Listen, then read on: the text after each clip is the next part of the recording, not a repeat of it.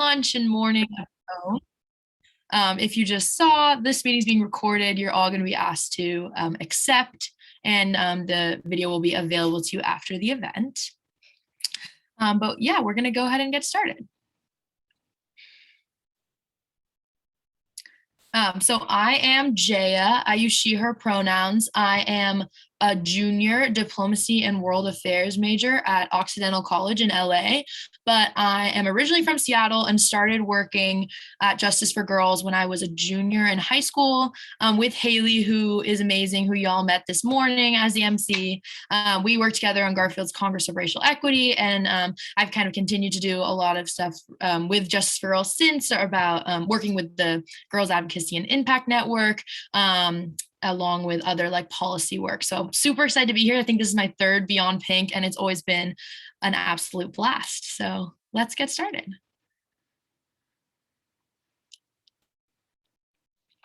So we did this morning as well, but we always want to take time to do a land acknowledgement. So we are hosting this meeting in Seattle, Washington, and we want to acknowledge with gratitude that we're on the traditional land of the first people of Seattle, the Duwamish people, a people that continue to honor and bring to light their ancient heritage. Washington's colonial history, the theft of land, and suppression of cultural ways are the fundamental causes of disparities in wealth and health witnessed in Indigenous communities here and across the US today. According to the Native Governance Center, it's important to go beyond land acknowledgement and take time to consider actual actions we can take moving forward to support Indigenous people and nations. So here on the slide, you'll see a link to the center's guide to going beyond a land acknowledgement and creating specific actions that support Indigenous people and nations. Also, to learn which Native land you live on, please visit native-land.ca, which is a super informative resource. And if you are living on Duwamish land in Seattle or King County, we want to remind you that you can donate to Real Rent Duwamish at realrentduwamish.org. You can make it a one-time donation, or like I set up like a $5 per month regular donation. You can learn more about Duwamish people and pay rent for occupying their ancestral land.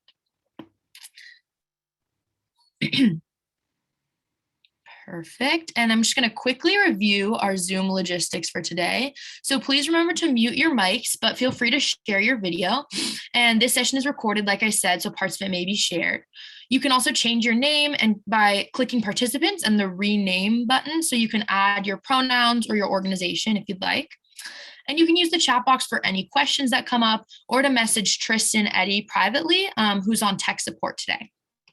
You can also react to comments or questions using the emoji reactions at the bottom right to affirm, uplift, second, or agree. And also, we will have closed captioning available this year, which you can enable by clicking the CC button on the menu bar. It is auto-generated, so it might not be perfect, but we're really excited to introduce that feature. And also just remember throughout our session today to just take care of yourself, take breaks as needed, always practicing self-care.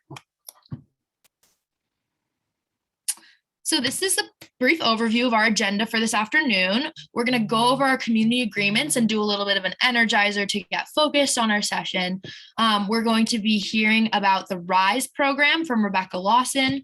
At 1:30, we're going to have a training led by Chantal Hildebrand from Alliance for Girls. And then from 3:34, we'll do some closing remarks.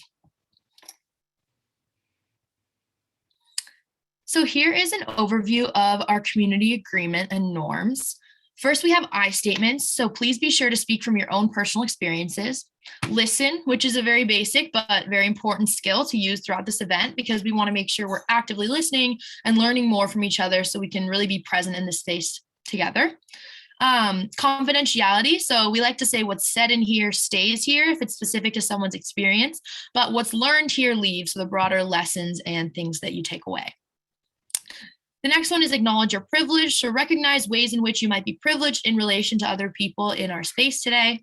And that goes along with step up, step back. So make sure that you're kind of monitoring your space, making sure that everyone has a chance to share. If you've shared a lot, maybe stepping back. And if you haven't shared a lot, maybe stepping up to challenge yourself. We also like to do something called literacy check or lit check, which has to do with language accessibility. So If you're unsure of the meaning of a word we use sometimes, it might be something technical or something really specific to work in a certain sector, please feel free to type literacy check and then that word or term, and we'll try to answer you either in the chat or on the call and explain the word in context.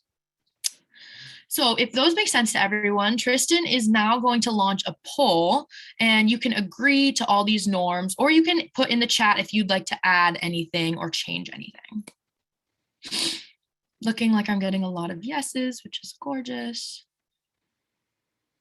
I also want to take this time to do a brief trigger warning. Please be aware that we will be speaking about sensitive topics in our training this afternoon relating to violence and mental health. So we want you to please take care of yourself and feel free to take a break whenever you need, or even to leave the session. At the end of the presentation and via email, we'll also provide a list of resources, but we wanted you to be aware of that now.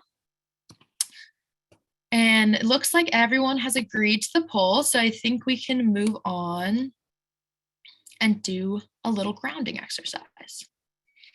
Okay, so please feel free to stand up if that's accessible to you. I'm gonna try, but it might kind of embarrass myself in this little setup while I'm stretching. We're just gonna kind of do some stretching. So go ahead and inhale, arms above your head, stretch. Exhale, bring the arms down. This one's going to be the balancing difficulty. Try to grab one foot maybe and stretch your leg, or just stretch down and reach to your leg and switch. Awesome. Stretch it out, whatever might feel tight. Go ahead and bend your knees and inhale again. And exhale, bring the arms down. And maybe just roll your shoulders out a little bit, up and back and down. Shake anything out. Take some deep breaths. If you stood up, you can go ahead and come back and get seated. I hope you feel a little more blood rushing through your body, energized, ready for our session this afternoon. Awesome. Thanks, y'all. All right, and yeah, we were talking about the puzzle just a little bit before this in the chat. We have an interactive online puzzle if you want a moment to de-stress throughout the afternoon, but we filled out the one from before because y'all are really awesome at puzzling. So we have made a new link, which Tristan just put in the chat. So feel free, we'll see, maybe we can finish that one too in our afternoon session. All right, I would now like to introduce this year's program spotlight, the RISE program, which is located in Spokane, Washington. We're super excited to have Rebecca Lawson, the RISE Diversion Liaison, to talk to us today about this innovative program. So I'll pass it off to Rebecca. Hello, I'm so excited to be here. Thank you for having me. Like you said, I'm the RISE Diversion Liaison for Spokane Public Schools. As a first-generation high school graduate and a former law clerk and probation counselor, I have seen firsthand the challenges that arise when families don't have the skills and the access to navigate education and the judicial system. As part of my role as RISE Liaison with Spokane Public Schools, it's my job to connect families with resources to help them obtain their education and find their own success, no matter what the world throws at them. So RISE stands for Restorative Interventions for Suspensions and Expulsions. It also includes arrests. RISE is a program that aims to meet the youth and the family where they are. Whatever the intervention or plan of action created is tailored to the family's individual needs. The goal is to prevent suspensions and expulsions, prevent referrals to juvenile court, and provide support, encouragement, and guidance for the youth to complete high school. It is a proactive dual program for Tier 2 and Tier 3 youth. Referrals are currently received from high school administrators and counselors. Through mentoring and relationship building, we promote connection and belonging. We also come alongside administrators when they're looking at suspending or expelling a youth and create an agreement between the youth, their family, and the administration that keeps that child in school. The agreement could contain provisions requiring mental health, drug or alcohol, or counseling evaluations, community service, pro-social activities, and mentoring, as well as restorative interventions. It's important to note that not every child that has a RISE agreement will be engaged in mentoring, and not every youth who engages in mentoring will have a RISE agreement. There will, of course, be youth that have both. But again, RISE is formulated to mold to a specific scenario facing a family and a school. RISE connects mentees, with mentors who are culturally responsive, mentors that are aware of how culture impacts a youth and their education. And next slide, please. So RISE also encourages family involvement and a holistic approach. It's no secret that stress upon parents is inevitably felt by children. When a youth is struggling with discipline issues at school, we aim to see what hurts, stress, and struggles a family is facing and solicit any needed assistance from our connections within the community to alleviate that stress. There has been some fantastic work done with Catholic Charities and Avista, and Avista is our power provider in the Spokane area, as well as SNAP, to intervene when a family is looking at eviction or utility shutoff. We have the resources and know-how to connect families with mental, emotional, and physical health resources and have access to food, clothing, and other necessities. We also have the skills to point parents in the right direction for services and employment opportunities. If a youth has a juvenile probation requirement, we can also help with setting up any community service hours or pro-social requirements. The question at this point is, what do you need? And then we jump into action. We are in all high schools in the Spokane area, and through the Zone grant, which is our partner grant, we are also in the Shaw and Gary middle schools in the Spokane area. We provide one-on-one homework help and tutoring, resume drafting, and facilitate conversations between students and teachers if needed. We also facilitate social and emotional learning groups. And under the grant, I am very happy to say that we have had over 175 youth referred to our program, and we currently have 4 mentors, and we have about 120 active youth in the program. So it's been a wonderful success thus far.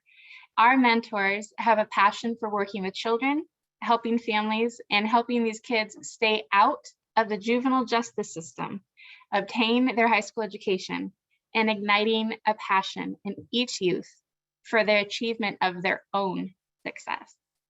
And so with that, I will take any questions that you might have.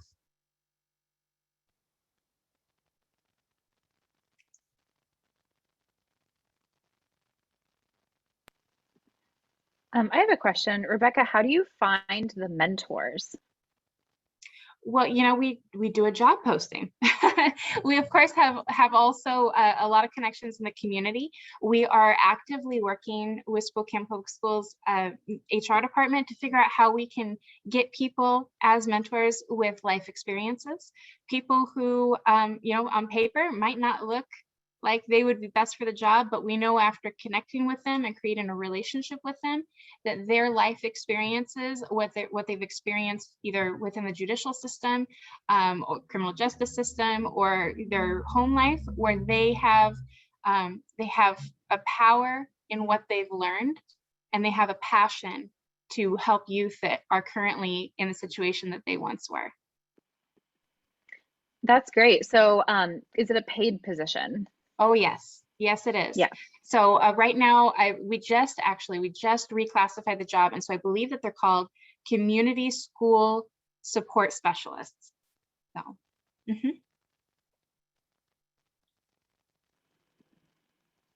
That's great. Does anybody else have any questions for Rebecca? You can definitely put them in the chat or on the screen you see Rebecca's email if you want to get in touch with her. I'm also thinking, you know, this is such a cool program. I want this in every school district in Washington. Do you have plans to expand? I know you're a fairly young program. Do you have plans to expand, and or if somebody is interested in this kind of setting up this kind of program in their district, what advice would you give?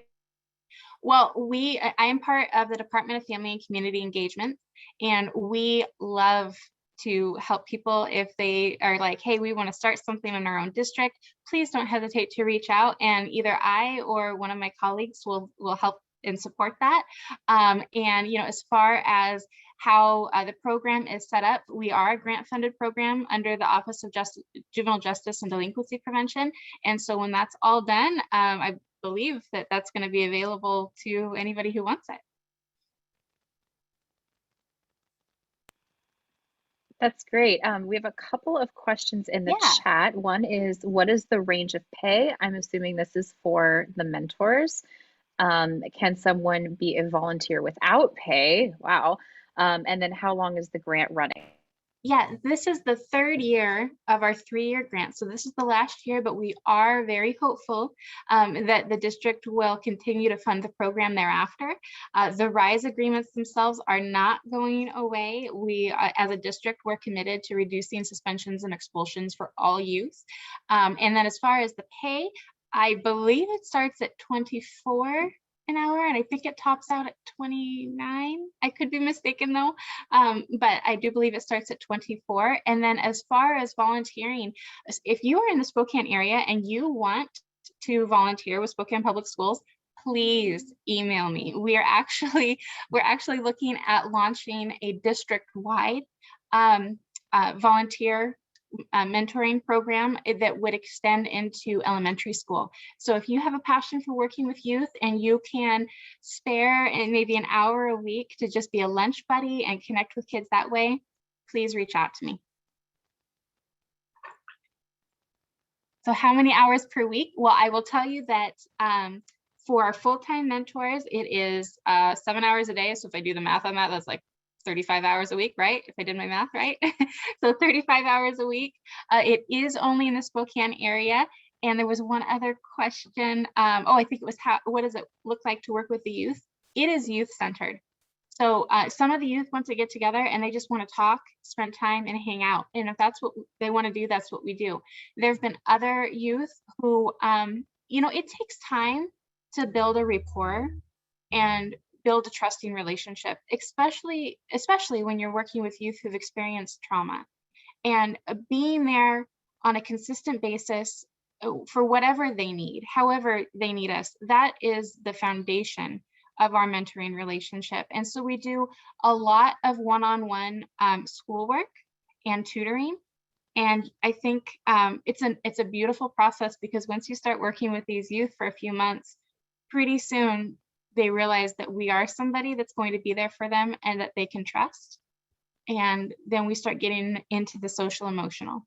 So it's really youth-led. And then there was another question here. Caseload size. Actually this last week is the first time I've kind of been putting on the brakes for caseload. Our mentors range anywhere from, right now, they're ranging from 25 to 35 youth. So, I mean, it's a pretty full caseload. And then how do we match? So we have a male and a female mentor in each of our high schools. And, based on statistics, of course, it says that it's best to match female mentees with a female mentor. But I would also like to note that all of our mentors are people of color. So we're conscious of that. We're conscious of the cultural components, and then we also collaborate with our counselors and our referring administration. So if there's some youth who they know this youth might be a male, but we know that they work better with a female, that youth's going to go and work with female. The same for the reverse. If there's a female where we know that this female works better with a male, we're going to put her with a male mentor. And then as far as the age range, it's 9th grade through 12th grade. And so I think we can have a 13-year-old 9th grader. I think that we can. So 13 up until they graduate. And we don't have any currently, but if we did have any 5th year high school students, we would stick with them too.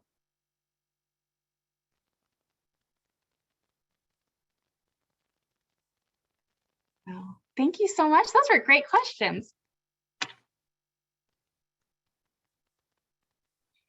All right, if no one else has any more questions, thank you so much, Rebecca. I was really interested to hear about this program. I think especially like the wraparound services element is really needed in a lot of schools across the state and the country. So it's super awesome that you're doing this work, and thank you. Thank you so much. Oh, I see one more. Yeah, go for it. I see one more question. We are gathering a variety of information. Besides the racial, ethnic, and gender data, we are very sensitively collecting whether a youth self-identifies as LGBTQ, if a youth is a victim of violence in the community, if there's transportation issues, if they are a recipient of our HEART program, which is our youth experiencing homeless resource within the district. There, honestly, whenever we're like, hey, we should gather this, we add it to our data tracking. So we're gathering as much information as we possibly can. And that also includes, if a youth is a foster care youth or is staying with parents or is an unaccompanied youth, when we get a scenario where something pops up where we're like, this could be statistically significant, we throw it in our data sheet. So thank you so much. Thank you, Rebecca. And yes, Tristan just put Rebecca's email in the chat if any of you all have follow-up questions. Thank you so much. All right, now we would like to extend a warm introduction to our fabulous trainer, Chantal Hildebrand. Chantal is the Director of Programs at Alliance for Girls, which is an Oakland-based nonprofit with the largest regional alliance of girl-serving organizations and leaders in the country. If you don't know about Alliance for Girls yet, you should really keep up with their work because everything I see from them is super awesome. So this session today will focus on how best to meet girls and gender expansive youth's needs, especially girls and gender expansive youth of color, through the adoption of radical safety principles. This interactive session will encourage participants to imagine and advocate for safer spaces for girls and gender expansive youth and what it can look like within their organizations, institutions like schools, and communities. So please join me in welcoming Chantal. Thank you so much, Shreya, and thank you so much, everyone, for allowing me to be here. I'm super excited to run through this session with you all. I will note this is an interactive session, so I'll be talking for quite a bit of the time, but then there'll be opportunities for Jamboards and for people to unmute and share their thoughts and their experiences as well. I really want to make this as interactive and as participatory as possible. So just to start us off, as Jaya said, this training is about meeting girls' needs through radical safety. So really looking at the expressive needs of girls during COVID-19. Next slide, please. And just to start off, I want to note that, I acknowledge that the land that I am on is also stolen and unceded land of the Ohlone people. I pay my respects to all First Nations people, past, present, and those of the future. I'm sitting in Oakland, California, so I'm not joining you over in Seattle or in Washington. Our weather is nicer here. But I appreciate that you guys are also up holding down the north. So just to start off today, we're going to be starting with some introductions and a poll, as well as just to get a sense of who's in the room and who's with us today and hear a little bit more about you guys. And then we'll go through the session objectives, and then we're going to just jump into basically the work. I'll give a bit of an AFG overview, and then I'll share more about girls and gender expansive youth during COVID-19, some of the research that we've been able to collect over the past couple of months. Then we'll start really talking about what does it look like to create radical safety for girls? And we'll be going through that journey together for the majority of this session. Then there'll be an opportunity for Q&A. We'll have a brief evaluation, about a 5-minute evaluation that I'll ask you guys to fill out, and then we'll do a closing. So just to start us off, why don't we start with the poll? Tristan, if you could share that. I'm just asking if you guys can share what is the primary hat that you're wearing today? How are you coming into this session? So if you could just put those in, we're gonna take probably about less than 2 minutes to do this, and then I'll share out the results with you all. Oh, it looks like we have a lot of service providers. About 54%. Oh, okay, that just jumped. 57% of service providers. A little bit of government employees and officials here, 30% holding down the fort. Some advocates and activists and community organizers, 10%. Supporters and allies, 3%. And then we also have a few young people. Oh, this is great. So thank you so much, everyone, for sharing a little bit about yourself and where you're coming from. The end results was 56% service providers. That's quite a lot. And then about 35%, 22 people who are government employees. And then we have 6 advocates and activists and community organizers, 1 youth, yay, hold down that fort, a funder, a donor, and also 2 supporters and allies. So that's super exciting. And then just to get a sense of what you guys are all hoping to get out of this session, why don't we do the second poll? So what's the primary thing you're hoping to get out of this session today?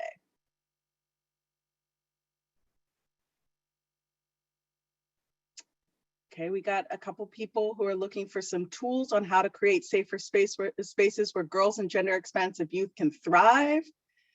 A couple people who want all the things. A few who want an understanding of what girls are experiencing during the pandemic.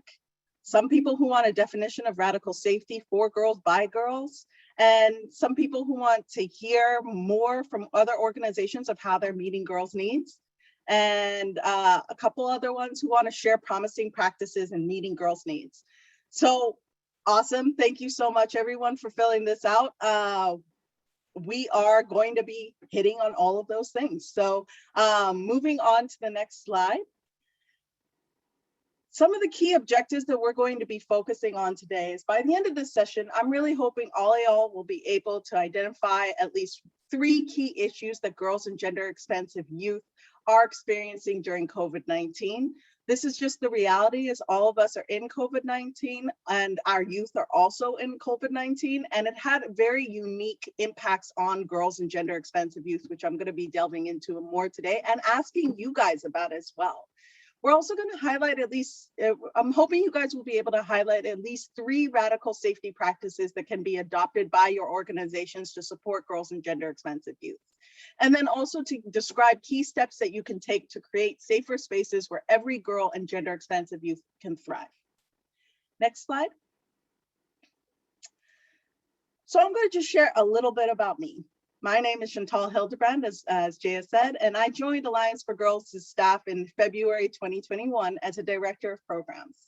I bring a decade's worth of experience working in the nonprofit sector to advance equity, from gender equity, racial equity, are my primary focuses, through community mobilization, capacity building, advocacy, technical assistance, community-based participatory action research, and program management in the international and California-based programming. I really do try to bring an intersectional lens and a passion for creating spaces for historically oppressed populations to share their diverse experiences and lead decision-making processes to improve their lives, well-being, and their communities. Next slide. So just a little bit about AFG and what we do. Alliance for Girls is the nation's largest association of organizations and schools working collectively towards gender equity in the San Francisco Bay Area. And now we're expanding out into other parts of California. Our vision is to create more equitable communities in which every girl thrives. And when we say girls, we are referring to gender expansive youth, including cis girls, trans girls, non-binary youth, gender non-conforming youth, gender queer youth, and any girl identified youth. The AFG model for systemic change focuses on 3 main spokes. So we really think of our work as a wheel. All the while we center first girls themselves, and then the members of our alliance, our AFG Alliance. Our Alliance members, we have about 120 organizations and institutions that are part of our work. And they sit at the center of everything we do, along with our girl leaders. So these spokes that make up our wheel include research and voices. This is where girls themselves lead research, exploring the topics and issues that matter to them and their peers, most through our youth participatory action process. This is really where girls are at the start the research process from design all the way through to implementation and analysis, even through the creating recommendations for institutions and government agencies to make the changes they're looking for.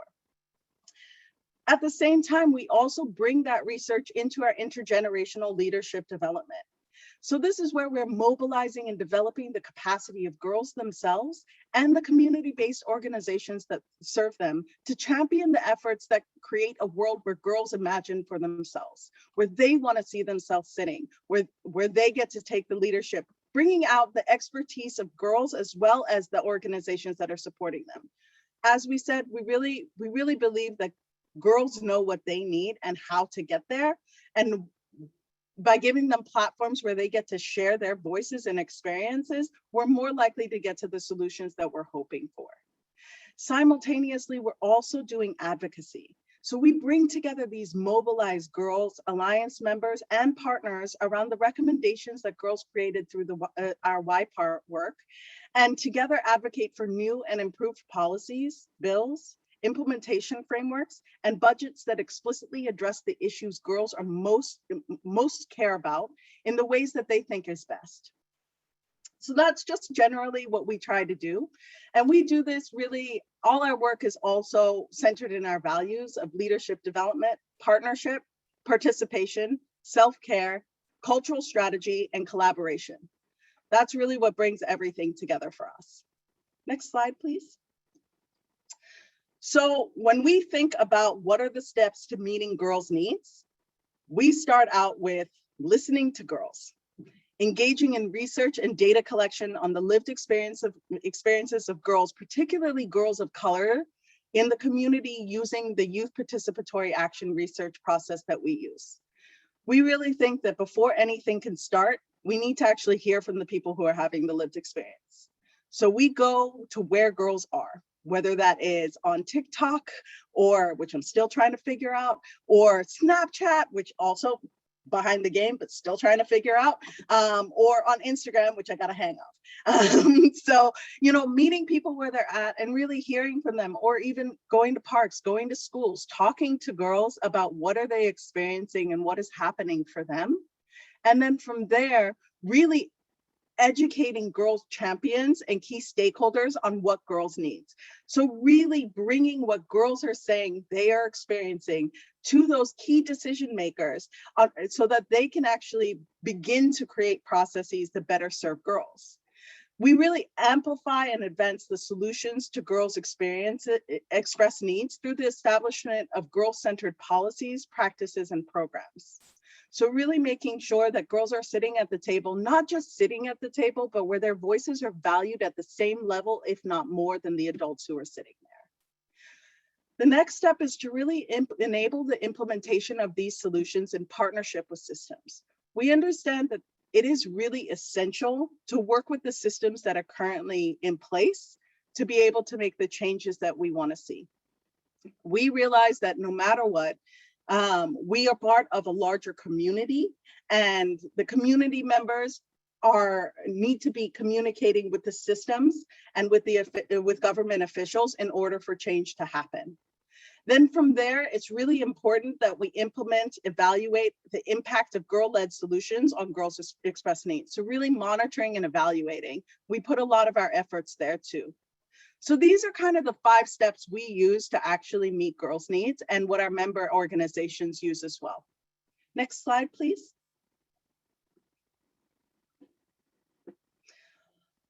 Okay, so I'm going to give you an example of how we've done this, starting out with how we listen to girls. When the COVID-19 pandemic required California and the rest of the world to shelter in place, Alliance for Girls and our members noticed that little, if any, of the data being shared about the impacts of COVID-19 mentioned girls and gender expensive.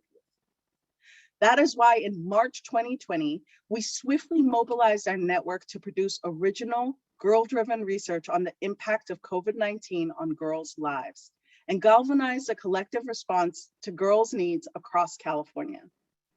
Through our youth participatory action research process, we hired 9 girl researchers as part of our Young Women's Leadership Board, who led this research from design, data collection, to analysis and reporting. Between March 2020 and January 2021, the Young Women's Leadership Board, AFG's data partners, and member organizations disseminated the Girl-Centered Needs Assessment Survey to girls and gender-expansive youth up to the age of 24 across California. Simultaneously, the Young Women's Leadership Board were trained about the research process using an intersectional and anti-racist feminist approach, where they learned the intricacies of qualitative and quantitative data analysis, how to leverage research for organizing, and how to do advocacy. In their final evaluation in late June 2021, 100% of our Young Women's Leadership Board participants reported being more knowledgeable about the research process and how to leverage research for organizing and advocacy. AFG also engaged its membership organizations and data partners, not only to help disseminate the girl-created survey to reach as many girls and gender-expansive youth across the state as possible, but also to continue to collect stories from the girls that they are engaging with every day about their experiences. These efforts resulted in 1,214 girls and gender-expansive youth across California completing the survey and the creation of the final Uniting Isolated Voices Girls and Gender-Expansive Youth During COVID-19 report. And I'll just slip, because I can, I will just slip the link to the report right in the chat. Next slide, please. So what did we find? We found that COVID-19 pandemic eviscerated an already fragile ecosystem of support for girls. It did not create new inequities. It dramatically worsened existing ones.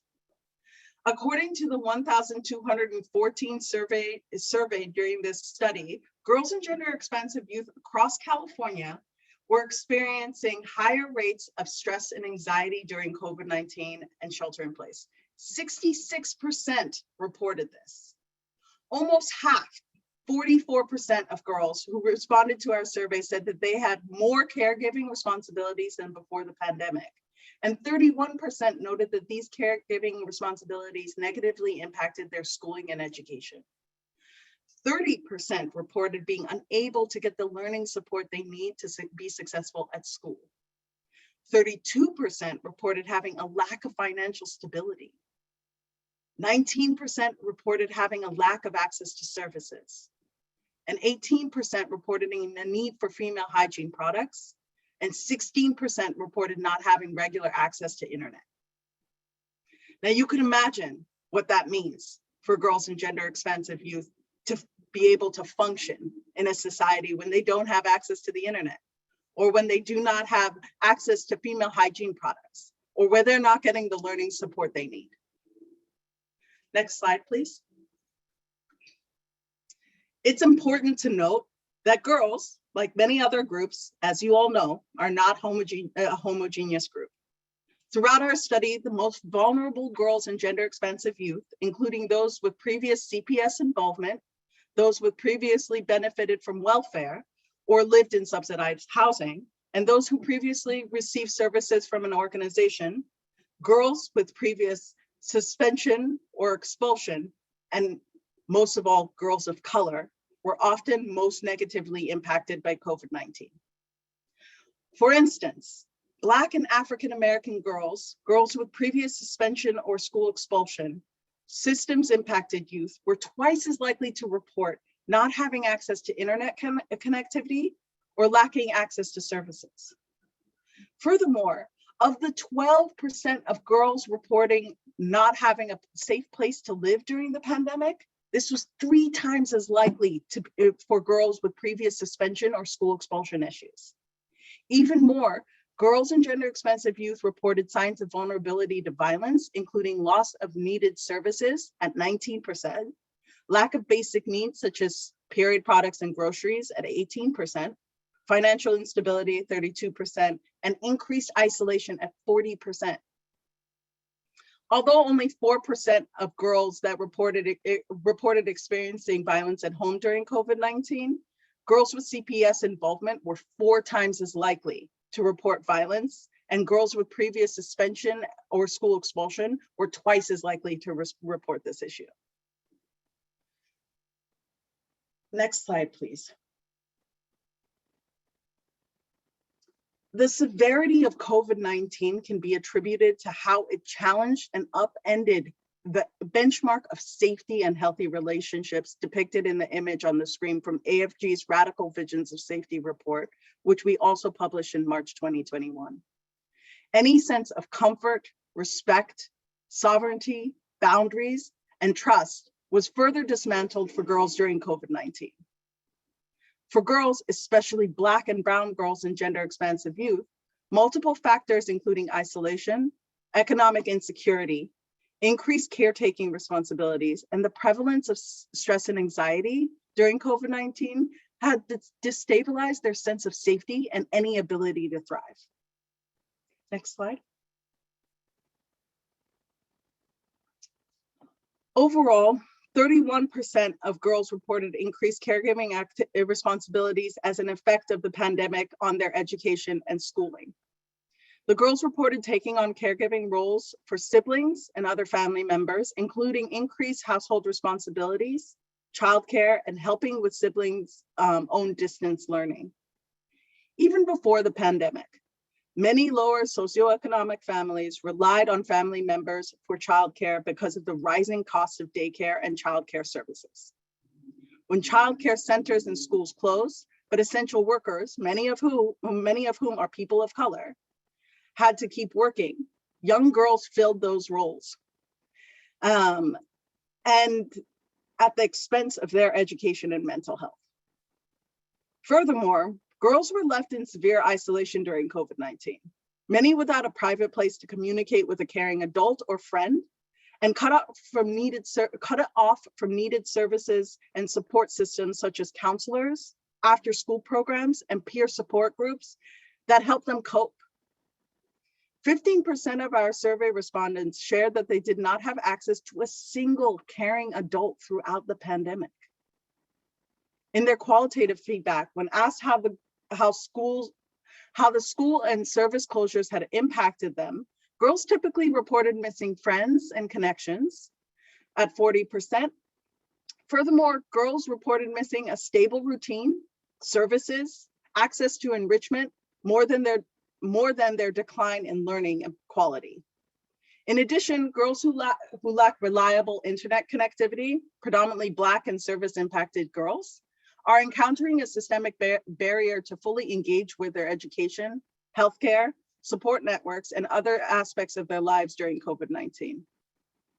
One transgendered African-American girl from Berkeley shared, "School closures have impacted me because of the lack of a quiet and private space for me to work and talk to my therapists and other people's open support."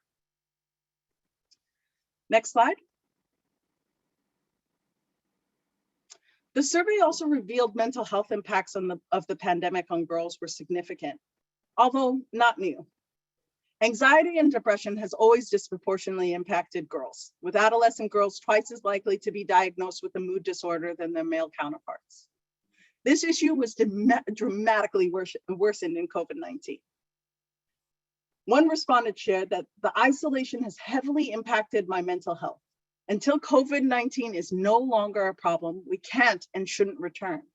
But I would like to see more compassion and leniency from teachers. Another girl put it as, "I am more stressed in general because I cannot handle 6 AP classes and 8 classes while taking care of my 3 younger siblings. I use school as a place to unwind, ironically, from my stress at home and to connect with my friends. And that isn't really possible now, despite online classes requiring us to get to know one another." Next slide. So I just shared a bunch of information with you.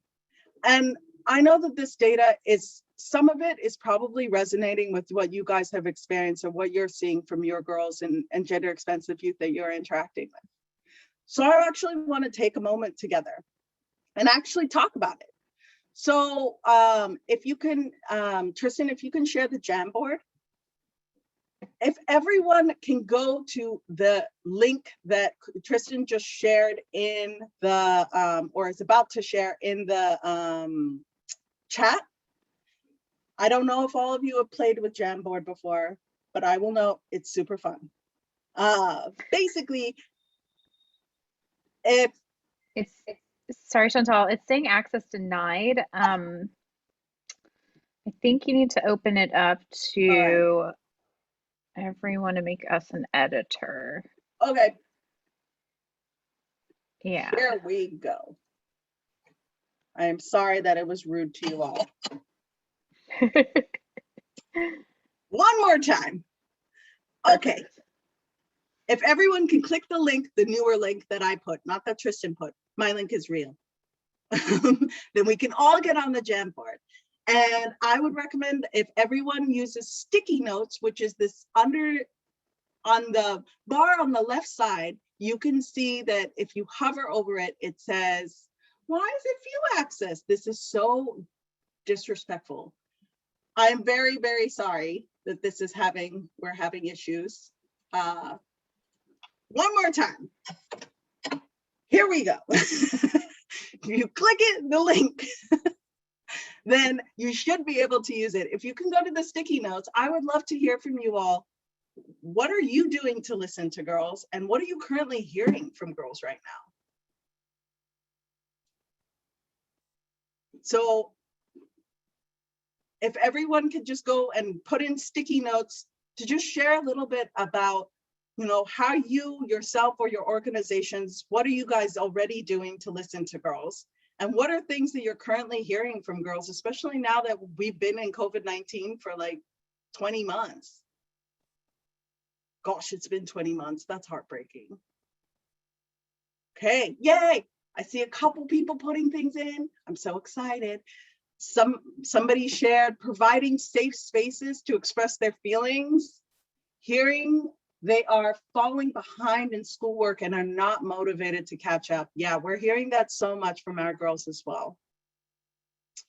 People really feeling that they are disconnected from friends, lacking of internet access, lacking of private spaces for counseling.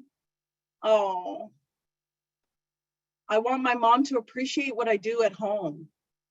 Gosh, that's such an important one, just appreciation. Maintaining friendship and mental health is hard. They don't have a lot of privacy. Struggling with motivation. I see a dean at a school is checking in daily and asking how students are doing calls when they don't come to school and checking in to see if they need support. That's awesome. That's really great. No motivation for schoolwork. Hearing feelings of isolation, a lack of motivation, disconnection, don't have space to relax, depressed, don't feel like school is useful right now, encouraging staff to attend trainings like this. Oh, thank you. And working with families to ensure that they have what they need, like the supplies they need for managing at home. Trying to make sure that they have a voice to advocate for themselves and that their own voices are not being drowned out by older people in their lives. That's huge.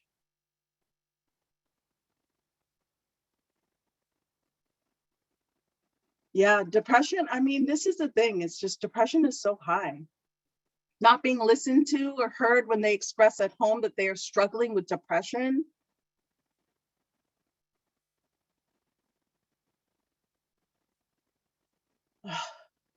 Yeah, and you know, hearing that there is a problem with helping the family by having a part-time job and doing schoolwork at the same time. So many students took on extra work.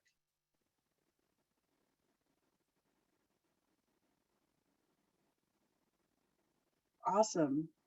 This is great, you guys. This is super, super helpful. So then, does anyone want to elaborate a little bit more about some of the things that you've been trying to do to respond to some of the things you're currently hearing? And you can just jump on off of mute and share if you'd like.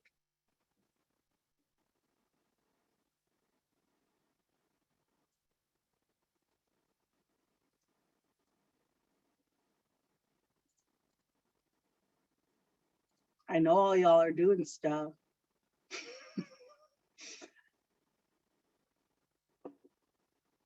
Come on. I will cold call. I am that lady. Okay, I'm gonna do it. I can share. Thank you, Um, Sasha. yeah.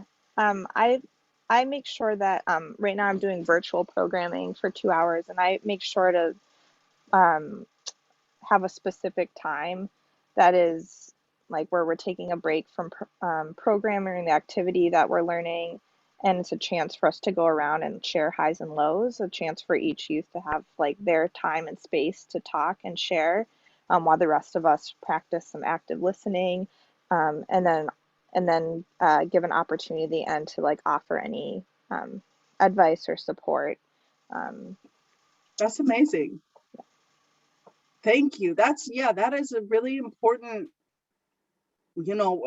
response. I think exactly as we're hearing, girls are asking for space and time and wanting anyone to listen to them, hear them and just be there. That's awesome. Thank you so much for sharing, Sasha. Anyone else? I can share. And in my role at my school, I would just share that I share an office with the principal, and we see more girls in our office than young men every day. And I feel like we try really hard just to listen and be present where they are, and provide as many wraparound services that we can, so we can take away as many barriers that we have the capacity to within our realm in the school. But it's really overwhelming because our teachers are struggling too. And so knowing how to be an advocate for students, but also to be mindful of burnout and compassion fatigue for our staff is another challenge. I've also started to, if I don't see a student at school, find a friend and have their friend send a TikTok or a message through whatever social media they use of me, say, like letting them know, hey, I miss you, like thinking of you, can't wait to see you. And we've seen a number of students come just because they're getting those like one-on-one personal messages. But we're really fortunate. We have a very small school, so we're able to have more one-on-one relationships, but we do see a lot of people falling through the cracks for sure. That's really amazing, Audrey. Thank you so much for sharing that. I love the idea of, like, again, meeting girls where they're at, using TikTok and connecting with them, just letting them know that they're valued and missed, and making sure youth see that that people want them in spaces is really important.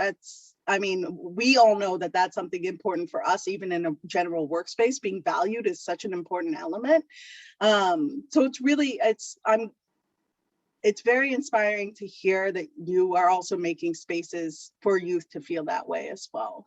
And I do want to also highlight something that you mentioned, Audrey, that I think is really important, is we are also in the pandemic. It's not just our youth who are in a pandemic, as well as also trying to respond to 1,000 things. Burnout is real.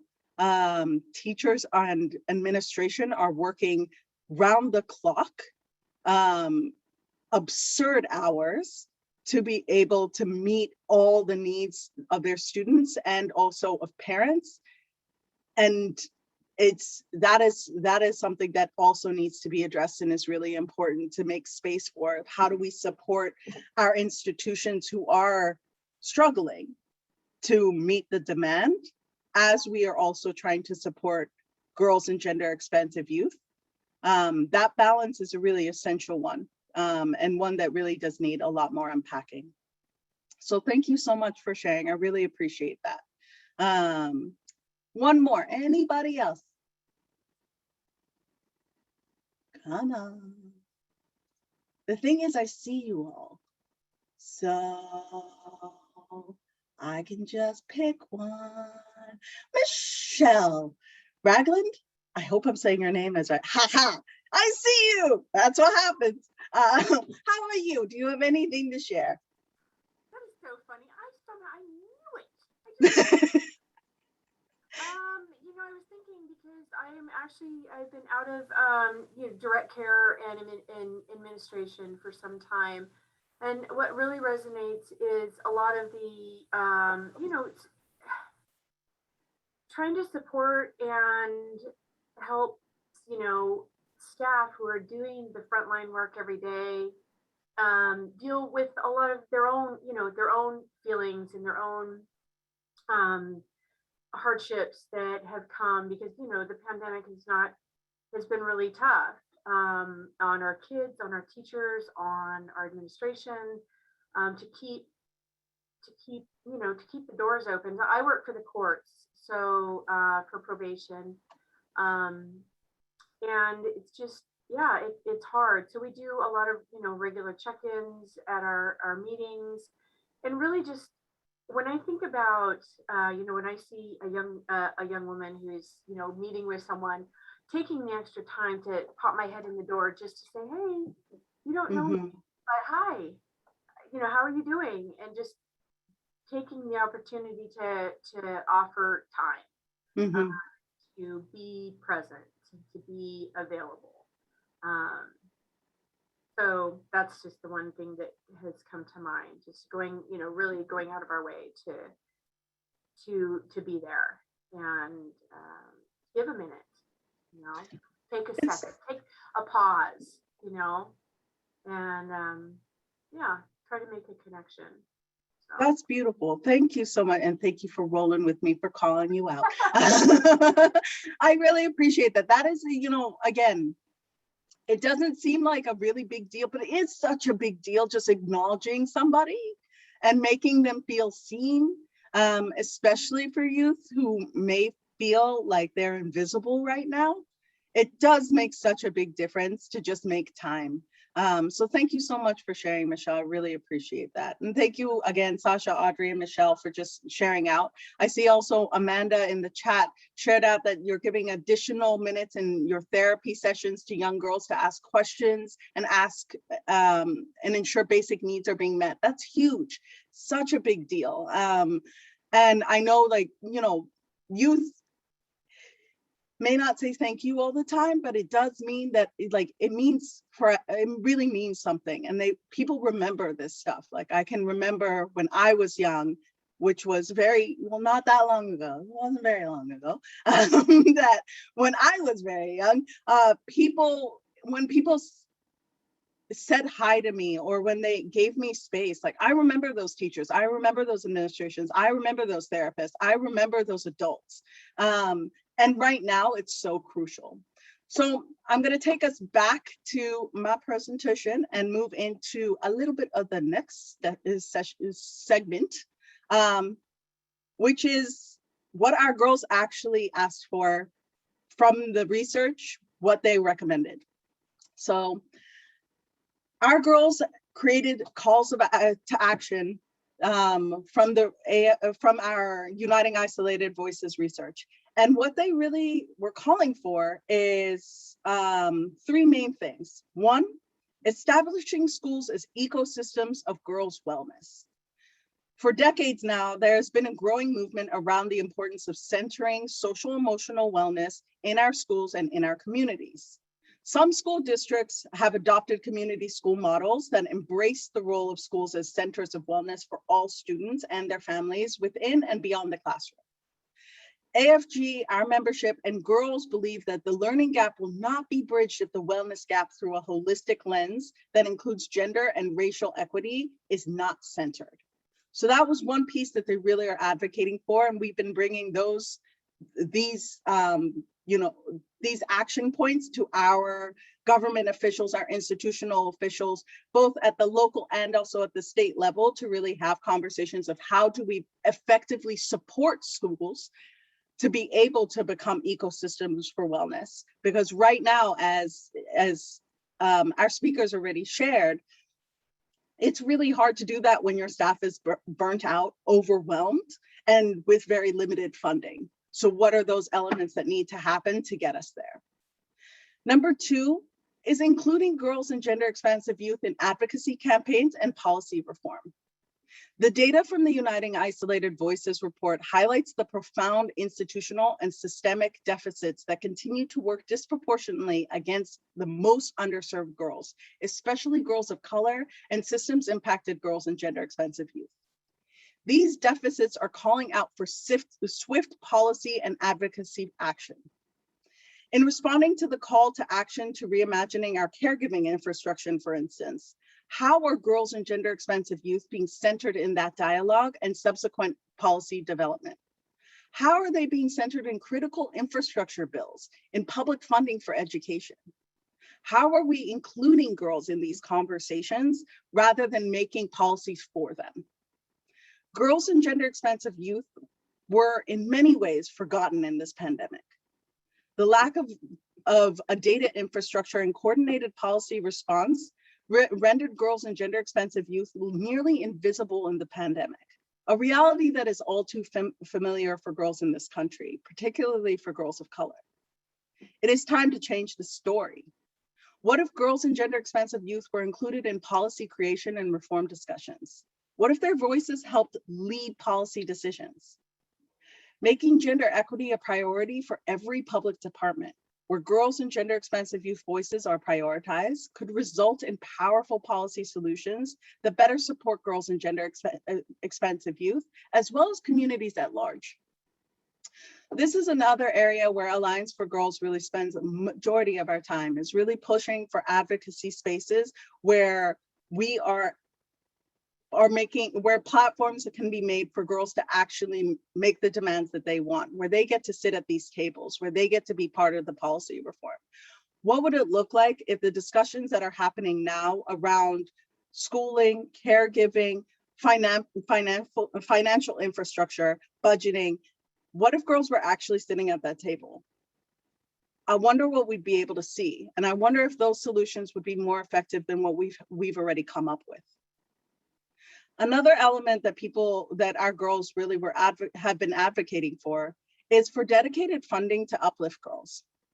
Girls and gender expansive youth were the unsung heroes of the pandemic, taking on additional caregiving responsibilities, seeking additional employment to subsidize their families, and all the while trying to stay afloat at school. And yet, girls and gender expansive youth have been met with a fractured and underfunded support system that has reached a near breaking point under the pressures of COVID-19. We need deep investment in programs, services, and policies that center gender and race equity. This includes from funders, philanthropy, the amount of money that actually goes to girl serving work is about 1% that's focused on girls in our philanthropy and in the donor world. It's really essential that more investment is made, as well as also just in our general governmental budgets, making sure that there is funding for girl serving programs, for schools to effectively support girls, for institutions that are already there supporting girls, and for families and parents. Next slide, please. A core learning from our work with girls and gender expansive youth over the past decade is that safety is foundational for meeting girls' needs. Not safety as defined by adults, but how girls themselves define the term. Simultaneously to our COVID-19 research, Alliance for Girls published our Radical Visions of Safety report, where we asked girls how they themselves define safety. The slide outlines the different terms they use to describe safety. Hopefully it's not so small on your screen, but I'm using like 2 or 3 screens right now. So either way, if somebody could just read the first definition for trust.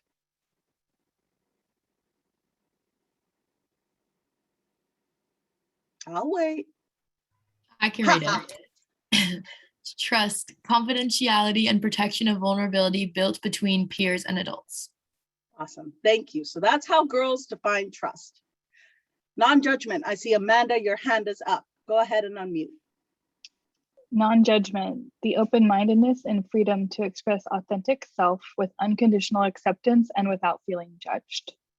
Thank you so much. Can I get a volunteer for comfort? Being at ease, carefree, and without stress. Thank you, Jess. Boundaries. Awareness in regard of what one is willing to give, what one is willing to accept, and what one is needing. Thank you. Respect. Go ahead, Rebecca. Emotionally and physically meeting one where they are by valuing their opinions and not making demands to change. Thank you very much. How about fun? Tara. Experiences marked by laughter, happiness, and humor. Thank you. Crystal, you want to take self-love? Cultivating a relationship with oneself through self-awareness, self-expression, self-confidence, and self-esteem. Thank you very much. Denise, how about you take representation? Leaders, role models, and trusted adults who reflect participants' histories, ethnicities, social identities, and culture. Thank you so much. And one last human for sovereignty. Maura? Hi, Maura. Maura. Sense of control and determination around one's body and environment, allowing freedom from self-consciousness and stigma. Thank you so much, Maura. Thank you also for correcting me. It's always important. So, girls and gender expansive youth define safety as spaces of trust, non-judgment, comfort, respect, fun, where they can maintain their boundaries, practice self-love, see themselves represented, and have a sense of sovereignty. All these elements come together to create a safe space, a place where girls and gender expansive youth can truly be themselves and be their whole selves. That's pretty different than how we've been defining safety historically, which has been the absence of violence. So as we can see, girls themselves really, from the girls we were able to interview, they saw that safety is more of a well-rounded, holistic approach to actually creating environments where they can exist, where they can be their whole selves.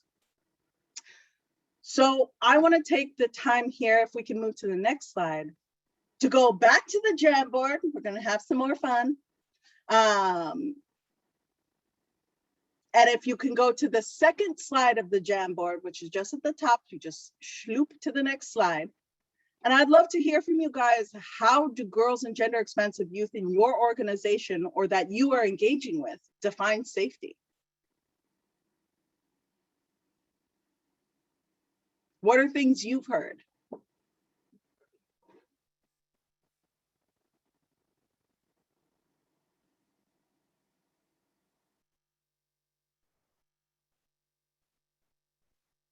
I'll give you a second to think about it, because I do realize that maybe this is new. Maybe we haven't asked. When you can be your true self. Oh my gosh, they're all coming in at once, you guys. You're so speedy.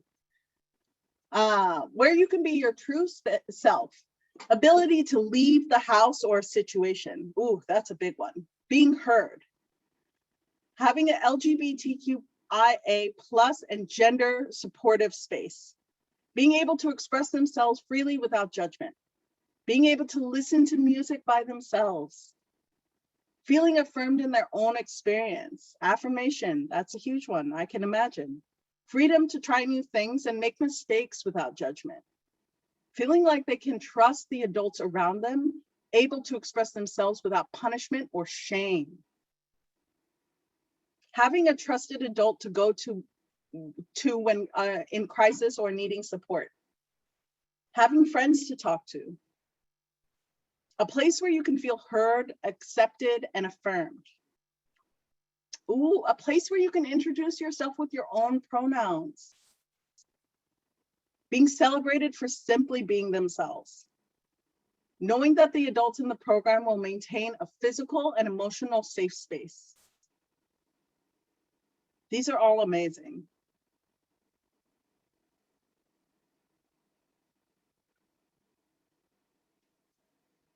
Anything else? Anyone else have anything else to add around safety? How girls are defining safety for themselves?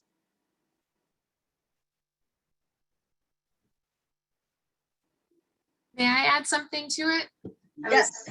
Just about to type into the chat box. I think it's really important that as we look at the ways that girls are identifying safety, that it's important to note that these are not white normative norms for safety. I feel like, especially in the school system, you know, students as they're unsafe, adults tend to think about like physical safety and not emotional safety. And even being a person of color and working primarily with white staff, I've had staff members come to me when I've identified, like, I don't feel safe in this setting, like I don't feel safe in this building. And them coming back to me and saying, well, I don't know why you wouldn't feel physically safe here, like making assumptions on what that means. So I really appreciate your willingness to share this with us, but also to name things that we often as adults think are really simple, but they're not simple to students. They're young people. They're things that they take very seriously. And so I think it's important to always, you know, do what you're advocating for is like giving them the space to tell us and being willing to learn from them, because oftentimes, you know, we don't do that. Definitely. Thank you so much, Audrey. And that is such a huge point. Like these definitions of safety, how girls are really unpacking safety, are not falling into white supremacist norms of safety. It is so much more than a physical experience. It is an emotional, spiritual, mental, and psychological experience as well. You cannot have physical safety without having all those other types of safety.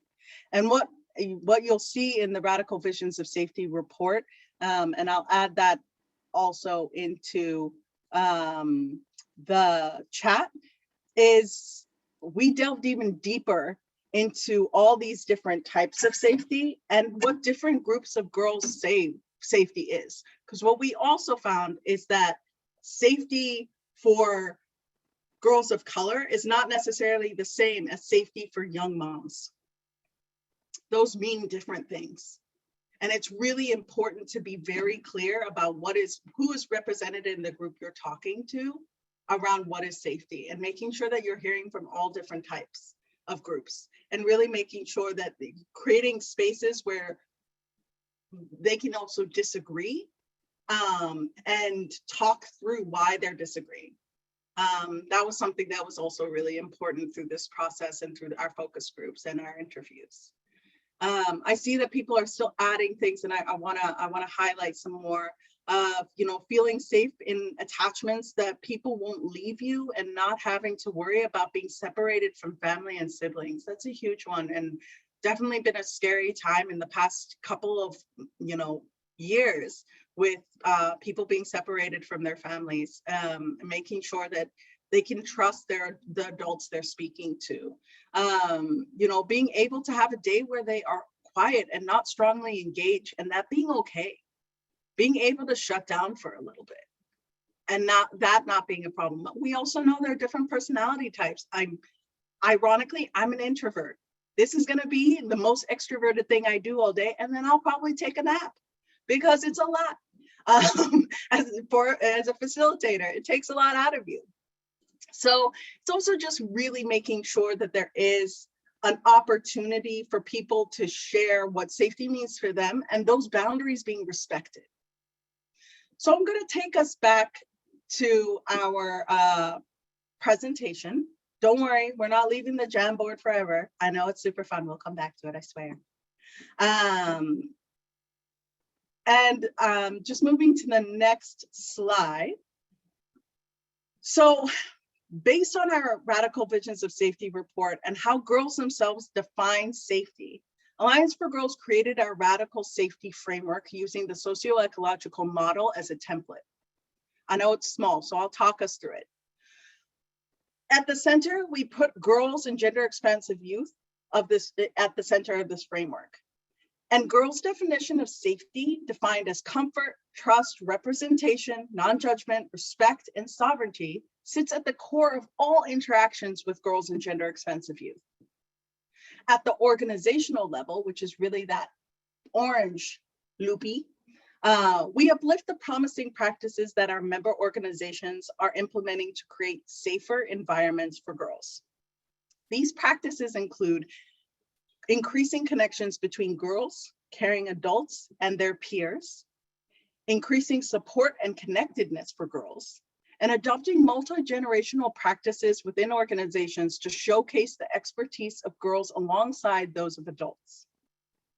The next circle, which is the red loopy, then is where organizations come together to catalyze a community of practice that actively works to shift gender norms, ensure girls are at decision-making tables, and increase the impact of intergenerational leaders by providing effective and wraparound resources and support. This community of practice is also impacting policy by advocating for gender-based violence prevention and intervention, and ensuring budgets are available to girl-serving organizations to expand their radical safety practices and programming. And that disaggregated data by girls, for girls, is accessible and used to drive policy decisions. That's really that blue loop. Just before we jump to the next slide, I want to make sure anyone have any questions about the radical safety framework and what was presented here. If you do, you can just dump them in the chat and I'm happy to answer.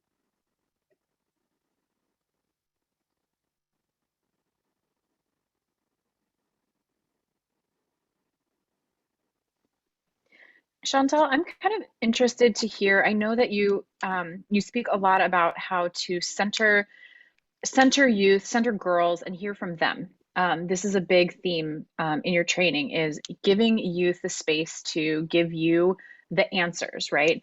And we as a coalition have really, we have a girls program. We try to involve youth a lot in everything we do. And I'm curious to know if you have any recommendations to the folks on this call or other, or other organizations on how they can include youth and girls in the processes and in the practices that you have. I don't know if you would recommend it's as easy as inviting them to the table. I don't know if you recommend that they have their own space or creating a different space for them to be able to give feedback. So I guess it's a really general question and maybe not something you can answer in like 2 minutes, but I think that it'd be interesting to hear your expertise on how to bring youth voice, how to center youth voice and bring them to the table in a meaningful and non-tokenizing way.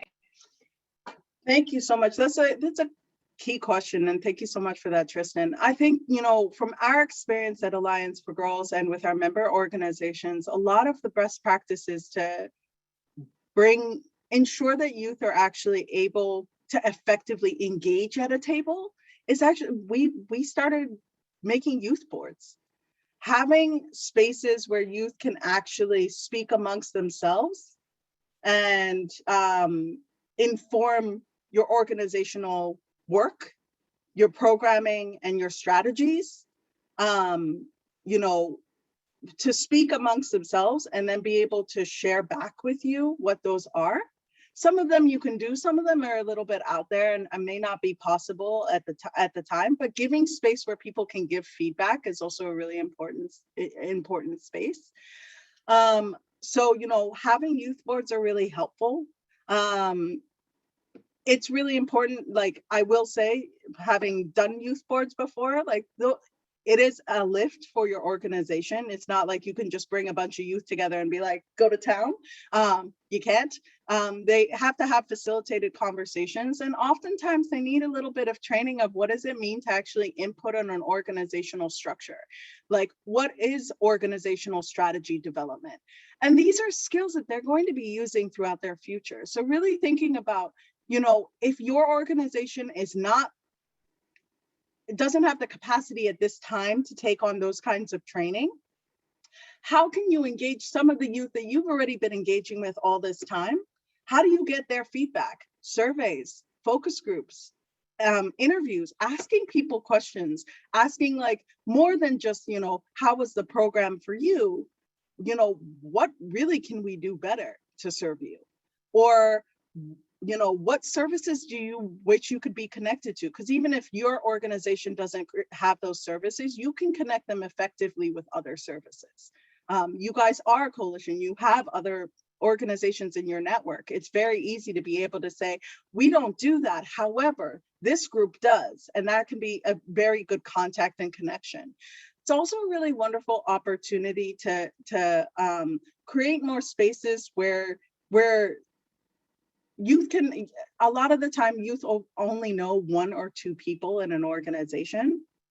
Making more opportunities for them to actually engage with leadership, with the board.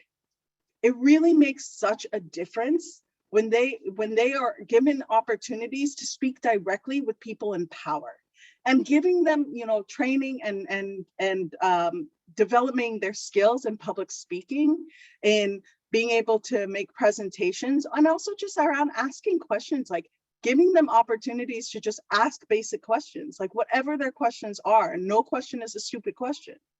So I think like those are spaces that, those are some ways where you can engage with them and really make them central in your organization. I will say, if you're getting feedback from youth, it is essential that you take that feedback and make it like actually make action on it. It's not enough to get feedback and then say that was nice and not make any changes. As we know, working with any community, it breaks trust when you don't make that extra step of making change. So making sure that no matter what, like everything you're doing, when you're asking for youth feedback, when you're asking for youth to input on something, that their voices are actually prioritized, and that you also follow up with them. If it's something you cannot do, it's not physically possible, you don't have the funding, or you don't have the staff, or that's not in your organizational structure, like there's no way you can give that service or do this thing, let them know. People are pretty understanding, and youth are really understanding of when you're able to say, hey, we don't actually do this. However, we know these organizations that do. Or we can't do this at this time, but we're going to put it in our strategic plan for, 2024. People want to be heard, but they also want their voices to be valued. I hope that answers your question a little bit, Tristan. Awesome. Any other questions before we move on? I'll be sharing, just so you guys know, I'll be sharing a little bit more about some of the promising practices that our membership organizations have done to create safer spaces for youth in their organizations. And I'm also happy to answer any questions that may be coming up now.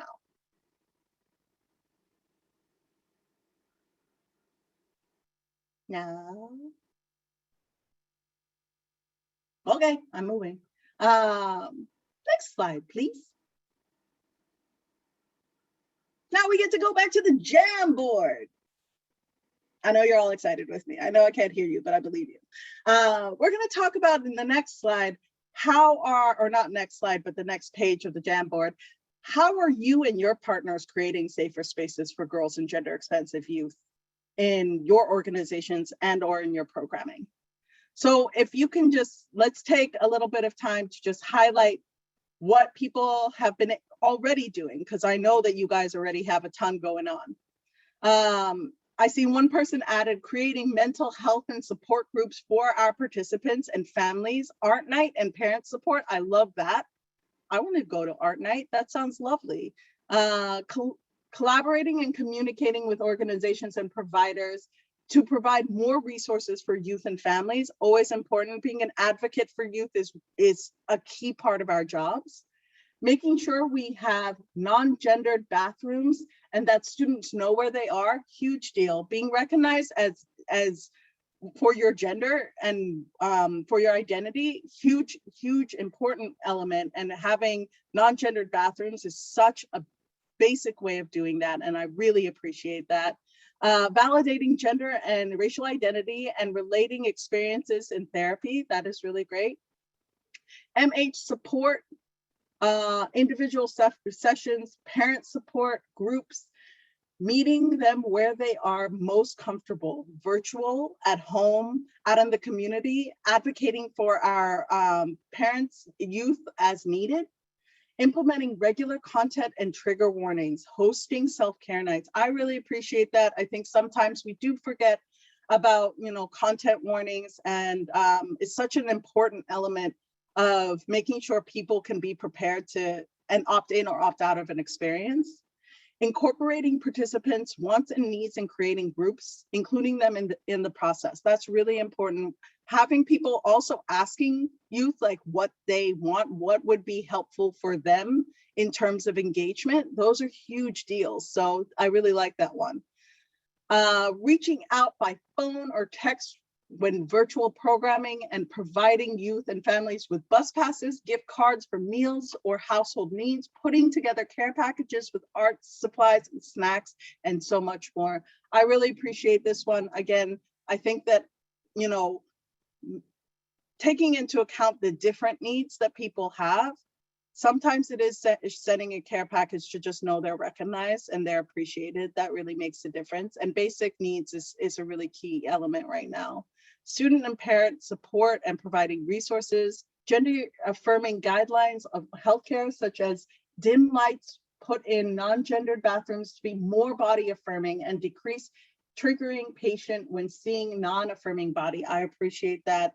I think like body positivity is we have to change a culture around bodies and talking about bodies. And I really appreciate that one. Sharing pronouns when introducing staff and creating student name tags for large groups of kids. Hosted a day camp where staff and youth were BIPOC. That's exciting. Anything else? Anyone else have any best practices? And even if you don't want to type it out, you're welcome to also just raise your hand or unmute and share. We'd love to hear it.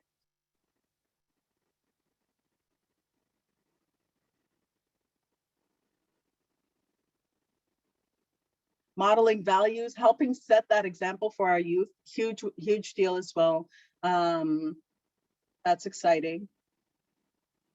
What other things are you guys thinking about? Either things that you've already done or you're planning to do to make the space a little bit safer for youth and girls to participate? Oh, snacks are the best. Warm clothes, snacks, and other caring for basic needs items for outdoor programs, keeping kids comfortable and having them fit all bodies. Appreciate that.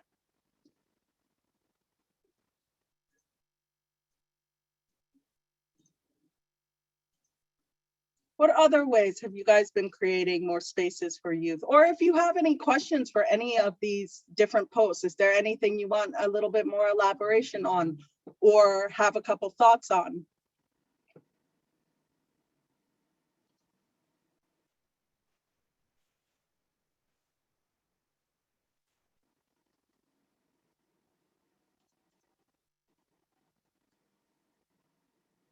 No one? No extras? No thoughts?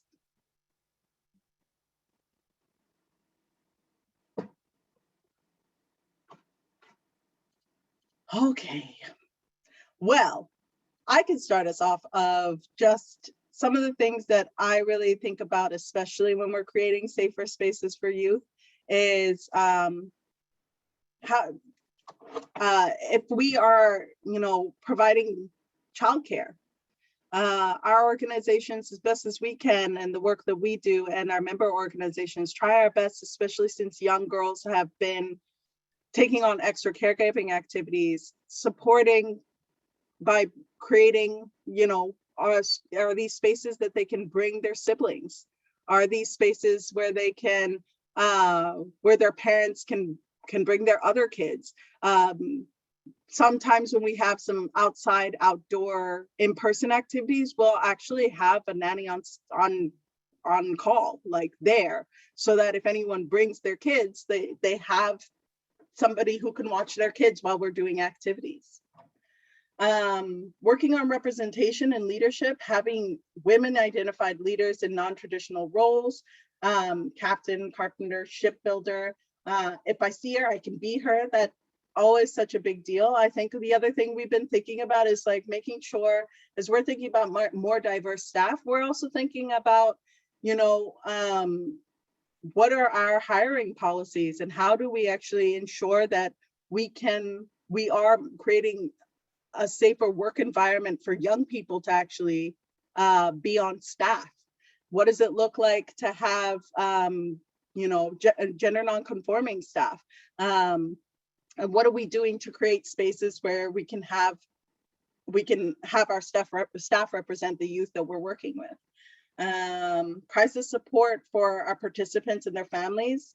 That's really important. Age appropriate reproductive health conversations, also a key one, especially now in a lot of conversations that are happening around reproductive justice. It's really important to be sharing with youth what their rights are.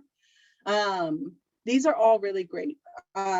These are really amazing ideas. And I know that we're just building them up now, but again, if you have other thoughts or anything comes up, please feel free to just dump them in the chat or to share them out.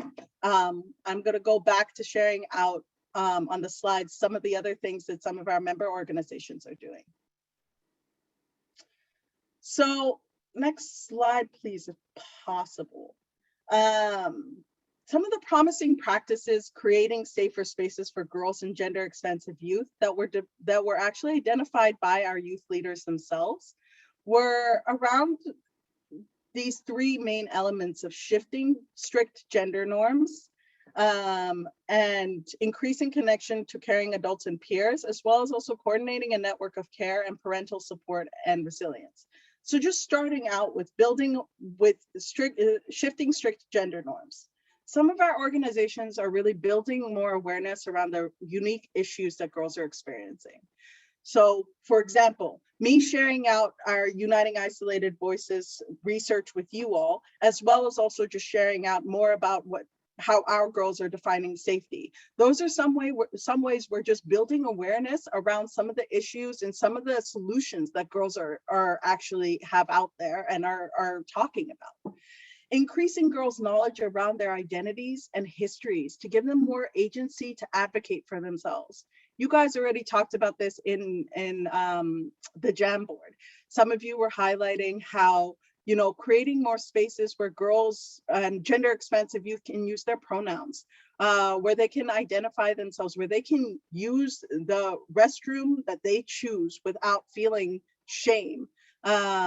Where they are able to really talk about themselves. Another piece that we really have been leaning into and some of our membership organizations do so much of is really allowing more spaces where girls and gender expansive youth, especially those of color, get to explore and celebrate their histories. Learning about, Black history, not just slavery, but all the many things that Black communities have contributed to this country. Learning more about, the history of Native American populations who are, the indigenous people of these lands. Really making more opportunities for people to share and to be able to learn more has given them a sense to be proud of where they come from and their legacies and their ancestry. Another piece is really, upholding boundaries and clear messages of consent. This is, oh, sorry, there's a ice cream truck outside. So, good and new. Anyway, upholding the boundaries and clear messages of consent. This goes back to really making sure people understand what consent is and highlighting that they have a right to decide what and who is allowed to touch them, how people are allowed to talk to them, what is the level of engagement that they can have. These are their rights, and it's really important for them to for us to consider how we treat youth versus adults, and really making sure we're making more spaces where people get to say their boundaries really early in a process. When we start to meet youth, we ask, like, what makes you most comfortable in a space? And we try our best to create that space. Increasing girls' digital literacy to empower them to share their narratives, the narratives they want to see about themselves and their peers. This is something that a lot of our organizations who work more on the tech side have been doing, as well as also a lot of our narrative change organizations. This is opportunities of, exactly as people were talking about, there's a lot of our culture, American culture, really leans heavily into body shaming. Creating more spaces where girls and gender expansive youth get to talk about bodies, get to talk about what is the type of imagery that they want to see out there about bodies, and actually giving them the opportunity to do so. This can be through TikTok, this could be through Instagram, this could be, through coding, like connecting with organizations that have digital literacy programs to really allow girls to be able to start to share the narratives about themselves that they want to see out there, that right now our media is not producing. As we all know, media moves a little bit slower than we would like, and oftentimes it is merged in with capitalism. So giving an opportunity for girls and gender expansive youth, especially girls of color, to be able to start sharing out the stories that they think should be out there about them, for them, is a really wonderful opportunity for them to start rewriting this narrative and be able to start to shift the culture of how we talk about girls. Next slide, please. Some other promising practices to creating safer spaces for girls and gender expansive youth is increasing connections between caring adults and peers. This is, ensuring that there is an adequate adult support that encompasses social and emotional guidance for girls. As we said, a lot of the time, there may be adults in a space, but they may not have built enough trust with girls just yet for them to feel that they are actually able to support them. Being able to train up our staff and our teams around social and emotional support, so that we can better serve girls, so that any member of our teams, it doesn't matter whether it's the executive director or a program officer, any person that is on our team would be able to adequately connect with girls and be able to create the supportive environment that girls need to actually get their needs met. Another piece is creating physical spaces that girls themselves help design and to foster a space of welcome and comfort. One of our membership organizations was, decided to do a revamp of their actual office. And this wasn't a very large office. It's a small space. And they actually asked girls, like, what type of spaces would you like to see in our offices so that you feel more comfortable? And, this could be girl artwork on the walls. This could be having the couchy lounge space have beanbag chairs so they can sit down, or they, can lounge about. Or this can be in your conference space, having, coloring books out so that they can color while they're doing their activities. But asking them directly and having them be part of the design of that process is a really wonderful way for them to feel seen in the spaces in which you're engaging them. And that can also allow you to create your space effectively as a safe space for girls and gender expansive youth, so that it's not that you just have to meet them where they're at every time. Where they can feel most comfortable is with you. So there's another opportunity. Another person mentioned that modeling the type of behavior that girls should expect for themselves and others. Somebody mentioned in the Jamboard that as a girl and women-led organization, modeling the values and helping set that example for our youth has been an important element of what they've been doing to create safety in their organizations. That's a really huge deal. Having youth actually participate in creating organizational values is a really wonderful way for them to feel seen as part of your organization. And then for you to be living those values, like if we say we value equity, how do we define equity for ourselves? How are we defining it as an organization? Because let's be real, there's so many different definitions of equity out there. It's important that we are also using the term, when we are using terminology, we're defining that terminology where girls can actually see themselves, and that we're living those values the same way that we expect them to.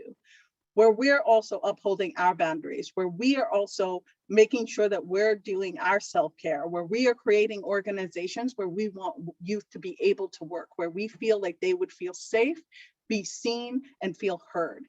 Those are the things that we're really trying to uphold as well. Next slide, please. Okay, so this one's a little bit longer. But more promising practices for creating safer spaces for girls and gender expansive youth is coordinating a network of care. You guys are already doing this. From the conversations that you guys have had all day today and you know, being part of Justice for Girls, it demonstrates that you are building a sense of belonging, acceptance, representation, and a culture of humility across organizations. You're part of a whole entire coalition of organizations that are trying to uphold those values. Make sure that, you know, as you are continuing to build this space, that you are also inviting youth into the conversation around what does a sense of belonging look like for you? How do we create more representation where you feel more valued or where you can see yourself? And also, what does a culture of humility actually look like for us? Prioritizing youth leadership through youth-led practices that encourage resistance, political awareness, policy reform, and public speaking. A lot of times youth really do want to actually share their voices, and they actually do want to input on policy. They may not know how.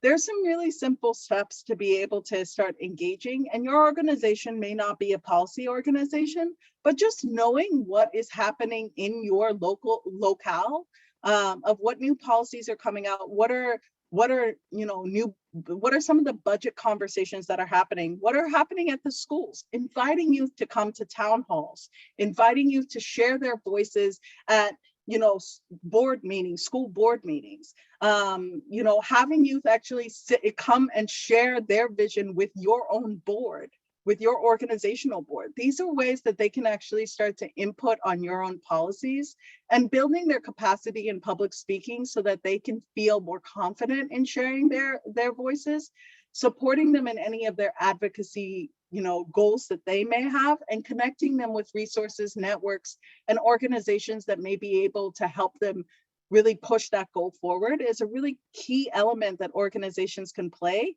to supporting our youth. Another huge one is parental support and resilience. You know, girls and gender expansive youth spend the majority of their time in school, and when they're not at school, they're at home. So it is really essential that we see them as part of the larger network of a family, not just as the individuals. So including parent and caregiver engagement through dialogues between parents and girls, and extending the practices and awareness, knowledge, and resources provided to girls to their parents as well, is a really wonderful way to make sure that their parents are actually involved. And this can be parents or caregivers or guardians. Sometimes it's also just engaging their older siblings.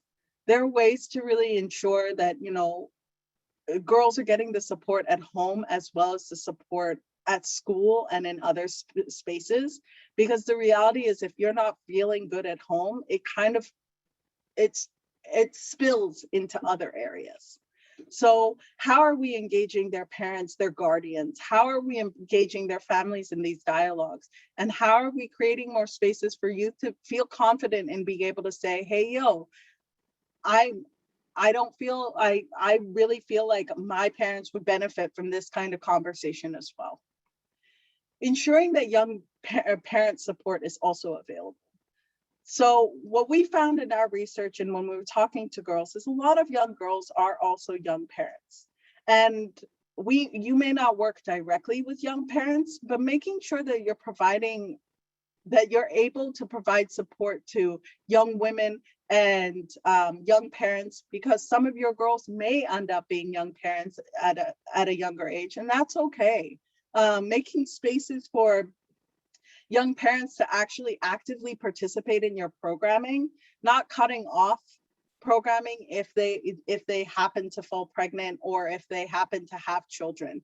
That's another way of really making sure we have inclusivity in our programs, and that we're creating a culture of care that then can get passed on to their children as well. Providing holistic support to assist parents and girls, threading basic needs, childcare, development of life and professional skills, support circles and connection to welfare services. As I said earlier, we are all organizations that in our own right, we exist, in our own spaces. However, we are part of coalitions and networks that can deeply connect our youth with other opportunities to get the support that they need. Making sure that we are connecting them to services that are already available at the state level or at the local level, and making sure that we can help them navigate those spaces is really important. Something that we found, especially during COVID-19, is a lot of our girls were really struggling with some basic, like getting groceries. And the schools had, programs that made basic needs available, such as groceries and period products. However, our girls didn't really know how to access them. It's really important we share that knowledge. It's not as easy to access things as we think. And sometimes it's not enough just to give them a link or to give them a website. Sometimes it's really important to just walk through the process with them so that they feel confident to be able to access the services they need. Those are things that I think are really important. And if you are unable to provide childcare or be able to provide some of these professional life skills or support circles and connections to welfare services at this time, connecting them with other organizations that can, so that they can also be part of those wraparound services, is really essential. And it's a way for your organization to also show that you are part of a larger network of alignment, that where one girl can come to one organization and be connected to 30. That's really an important element of being a girl serving organization and supporting girls and gender expansive youth, especially at this time. Well, actually, before we go into questions, we're gonna do another Jamboard. Next thing, please. So now I'm gonna ask you the fun question of how are you gonna incorporate some of these promising practices and the other promising practices that were shared in the previous Jamboard into your strategies to create safer spaces for girls and gender expansive youth. So everybody go back to the Jamboard, go to the next frame, and go.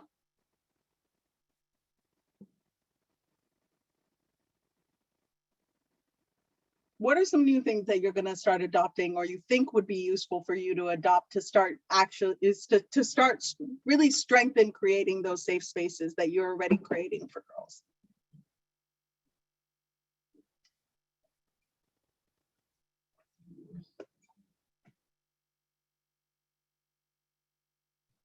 I'm going to assume everyone is typing furiously.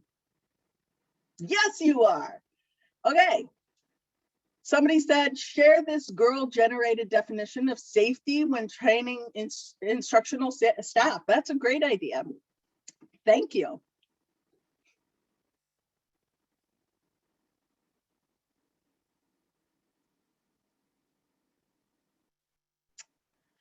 Oh, I have a few young mothers and mothers to be. I want to make sure I'm finding space for them in my programming. That's a huge one. I really do think representation matters, and young moms are part of our girls and gender expansive youth. So it's really important we create those spaces. I'm going to ask directly what safety means to them. That is such a huge one. Asking youth how they define things is really important. Helping them through that process, like do a facilitated workshop, that's always helpful. Planning to incorporate the question of what makes you feel most safe when first meeting with youth in a clinical or wraparound setting. That's huge, especially in a clinical setting. Youth are always a little bit, ooh, you're not sure how to approach it. It's always important to ask, what does safety look like for you? How can we make this space more comfortable for you at this time? Involving girls in advocacy training opportunities, meeting our board members, providing connections to needs, having our entire team be involved in those efforts as empowering women in our mission.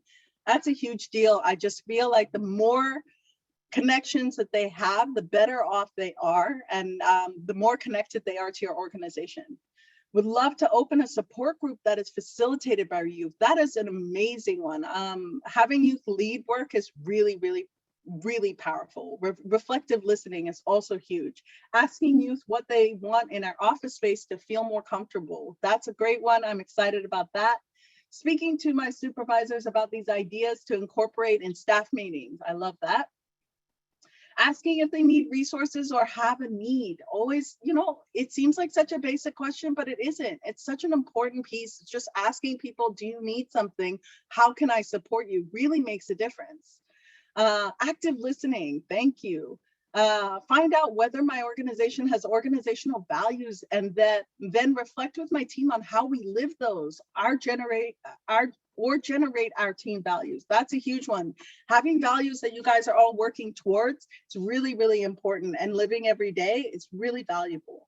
Adding more youth created art to the hallways in the office. Always a beautiful one. When youth see themselves reflected on your walls, it makes a difference. I'm going to redesign our clinical groups to ensure more safety is met. More learning will occur this way, and put reminders up for staff to create safety according to how girl identified youth. That's really important. Dedicated time to creating their own shared definitions of terms like safety, etc. Always really important. Having people be part of definition making is such a powerful piece of being part of an organization. Reflective listening is a really important one. Share this information with the team I work with. Identify ways we can better serve the single moms we work with by comparing the list to our current practices. That's a really important piece. I do think, like, asking different youth what they need, it really brings out more richer solutions to issues you may be grappling with. Any others or any other thoughts? If people are too tired of typing, you're also very welcome to just get off mute and share your thoughts here.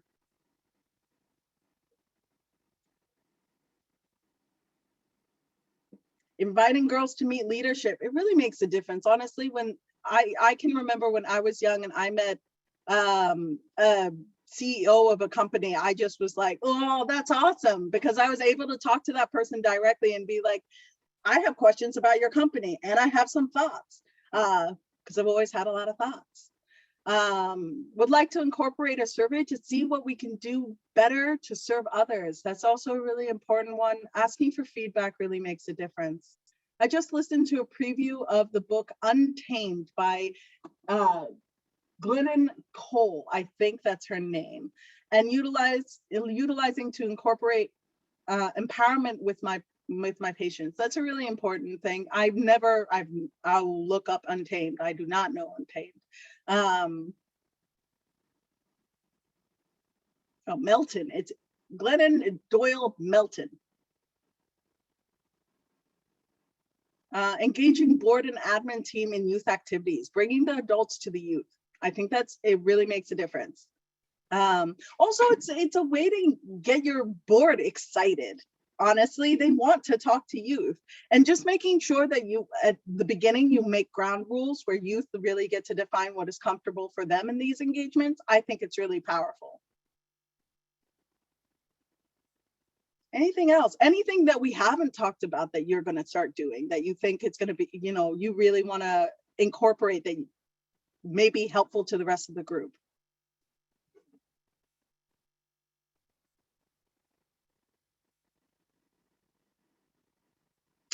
Community gardens. Oh, that's a really good one. Adriana, I really like that. Community garden this summer and the kids loved it. Community gardens are the best. If you have room to do that, go to town. It is so lovely. We do not have an office space for it, but it would, if we could, I would 100% do it.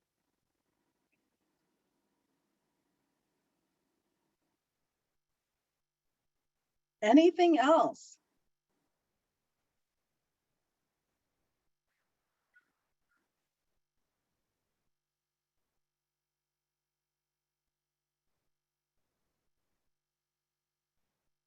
Okay. Well, we went a little quicker than I anticipated. Oh, you did it with board members? That's dope. I appreciate that. Okay, well, that was the last of my slides, and that, or not my slides, but that was the last of the Jamboards. Thank you so much, everybody, for participating. And then now I'm gonna open it up to Q&A. Do you guys have any questions? I know I covered a ton of material.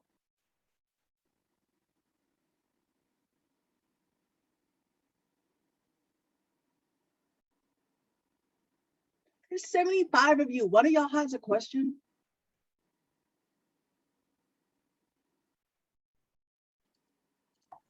I have a question. Yes. I was wondering if you could speak a little bit more about when you mentioned like integrating like cultural history into like girls programs or groups with youth. Like, what does that look like? Do you like teach curriculum on certain cultures' history, or is it more like providing space for people to share about maybe their families and their background? I'm curious about that. Yeah, so one of our member organizations is called the African American Female Excellence Organization, and they are based at Oakland Unified School District. And what they do is they actually run a program called the Sankofa Sisters Healing Circles. And one of the activities that they do is creating a space for youth to be able to actually, it's mainly for Black girls, to come together and actually share, like, do you know your history? Like, how far back do you go? Like, how far back do you know? You know, a lot of us are disconnected from our ancestors at this point, just through slavery and being moved around so much.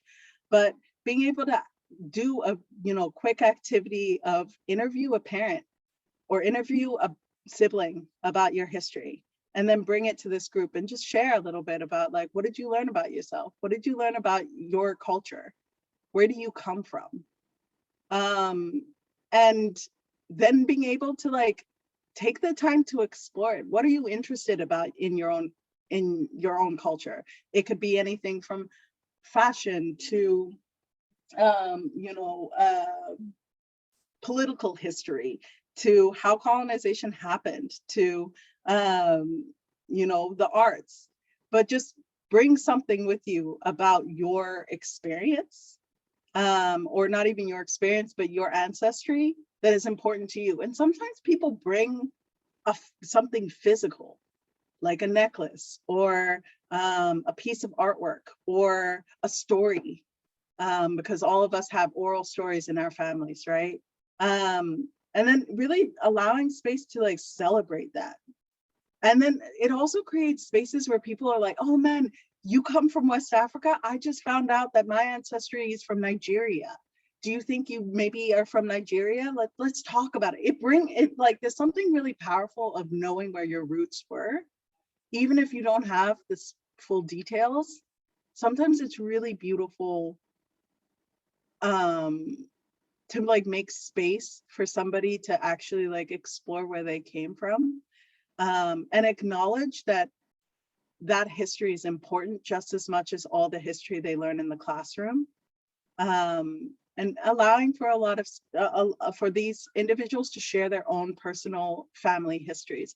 How did they come here into this country? Do they know? They may not know. And allowing to mourn that as well. Creating space to mourn what we've lost as much as we are celebrating what we have. Does that answer a little bit more of your question, Jan? Yeah, thank you. Welcome.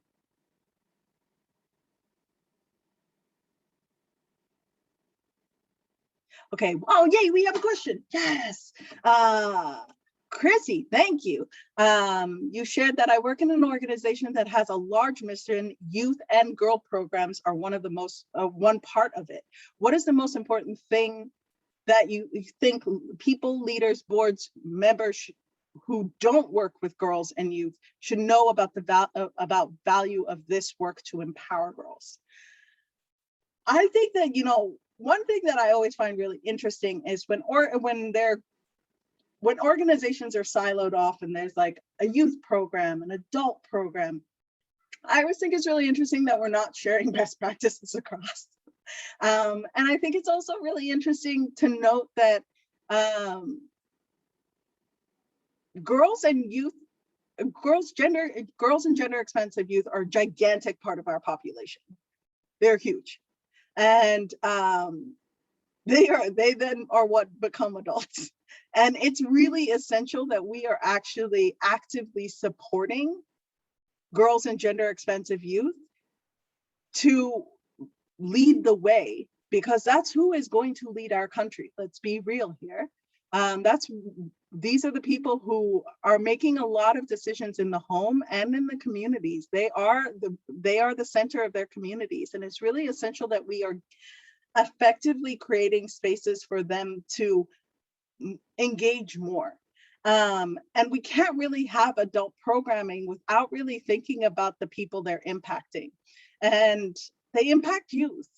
And so I know I get the question all the time in my job of like, why only girls and gender expensive youth? Why not boys? Because there are a ton of programs for boys. There's so much stuff for boys. And it's not to say boys aren't important. Boys are important, but boys and men are leading this space. And girls and gender expensive youth are expected to just live in it. That's wild to me, that we're not prioritizing the people who are most impacted by policy and law, who never get a voice to actually push on it. And so I always try and, you know, one important thing that I try to remind people who don't work with girls and gender expensive youth or youth in general is that you are missing more than half of the population. Population's getting younger every darn day. So you're missing more than half of the population in this world if you're not thinking about how youth and girls and gender expensive youth can be highlighted in your work. It's such a gap, and it seems like such an unnecessary gap. So creating more spaces where we can actually create the world for the people who are going to be living in it after us is really essential. But we have to ask them what they want and what they want to see, because we haven't done a swell job so far in the world we've created just yet. So we need new ideas. Girls and gender expensive youth have those ideas. And it's not to say men and boys don't, but they've had the space. I hope that answers your question, Chrissy.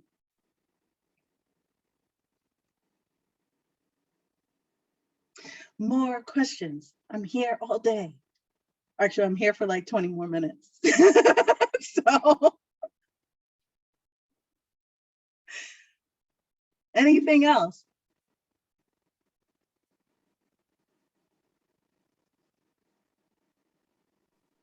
I have maybe a bit of a harder question to answer. I work in pediatrics, and all of the stakeholders are white men. Is there any advice you could give about breaking down those barriers or allowing people to see girls and women in a bigger light, other than what you just said, which I'm totally going to use about it being half the population? But I find that it's hard to change those systems and want some inspiration. Yeah, you know, the healthcare system is always such a fun one. That's props to you in pediatrics, because that is a white male dominated space. I think it's really, you know, I used to work in a maternity, and again, a lot of male white men doctors, and I was like, lots of questions, but okay, gonna let that go. I always wonder, and I like to ask, like, as white men in that space, like, how do they value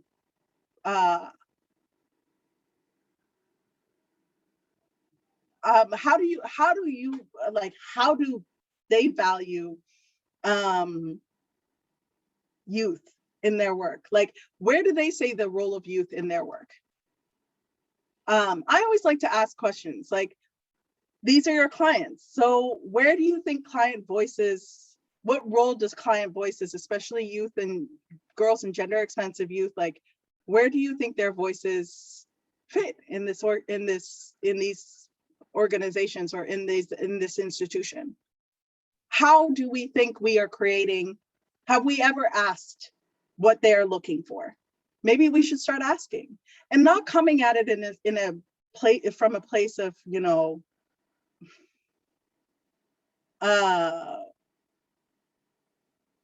not from a place of anger or a place of like pushing back or getting them defensive, but just, you know, asking questions of like, you know, you've been in pediatrics for how many years? That's amazing. What are some things that you've been hearing from youth in terms of like how your practice is creating a safe space for them? And if they're like, well, you know, we do this and this, and it's like, great. What sort of feedback mechanisms do you have so youth can share their voices? You know, what sort of spaces do youth have to be able to engage with individuals that look like them? How are we creating more spaces for young people to feel like they can actually be in this profession? Where can let's come up with ideas together, like inviting them into those conversations as co-conspirators sometimes can be a helpful way for them to start to reflect in. It's hard when you're faced in such a male-dominated space, because they're used to hearing their voices, but it's sometimes a different way of reflecting back by asking them some of these core questions of like, what does safety look like for you? Like, have we ever asked? What are some things that your clinics are doing right now that you've gotten feedback on that have been helpful to youth? That's something that I think is really important. Thank you very much. I know that didn't answer your full question, but that's the best I got at this time. Because that is a hard one. I don't know how to change the field. I do think universities is another way to ask these questions. That's something I do a lot, is like going back to my, you know, previous schools and asking questions about like, so since I've been here, I noticed that the population looks about the same.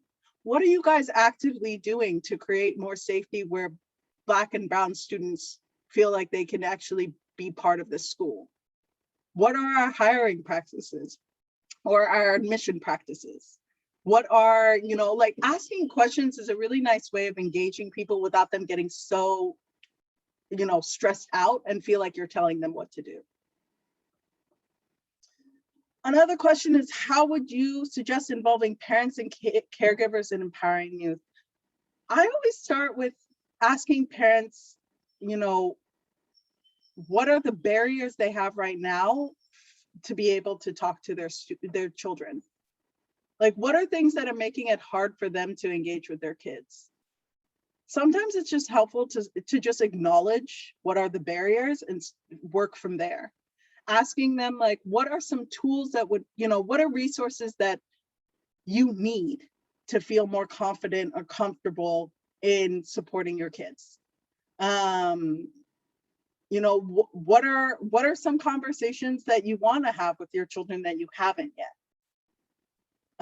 Especially for older parents, I always find like, you know, it's a little hard to get them warmed up, but I do think having like parent networks and allowing parents to engage with one another, they get a lot of suggestions from each other. And especially, I'm not a parent, so I can't speak from a perspective of a parent. And I don't want to assume what being a parent is like. But making spaces for them to be able to talk with one another and share ideas. And again, asking questions like, what are conversations you've had with your children that have gone well? What are conversations you've had with your children that have not gone well? How can we better engage you in our programming to support your kids? What would you like to see? Encouraging them to also be part of your processes allows them to feel like they're valued just as much as their children are. And then it can also trickle into the household, which I think is really great.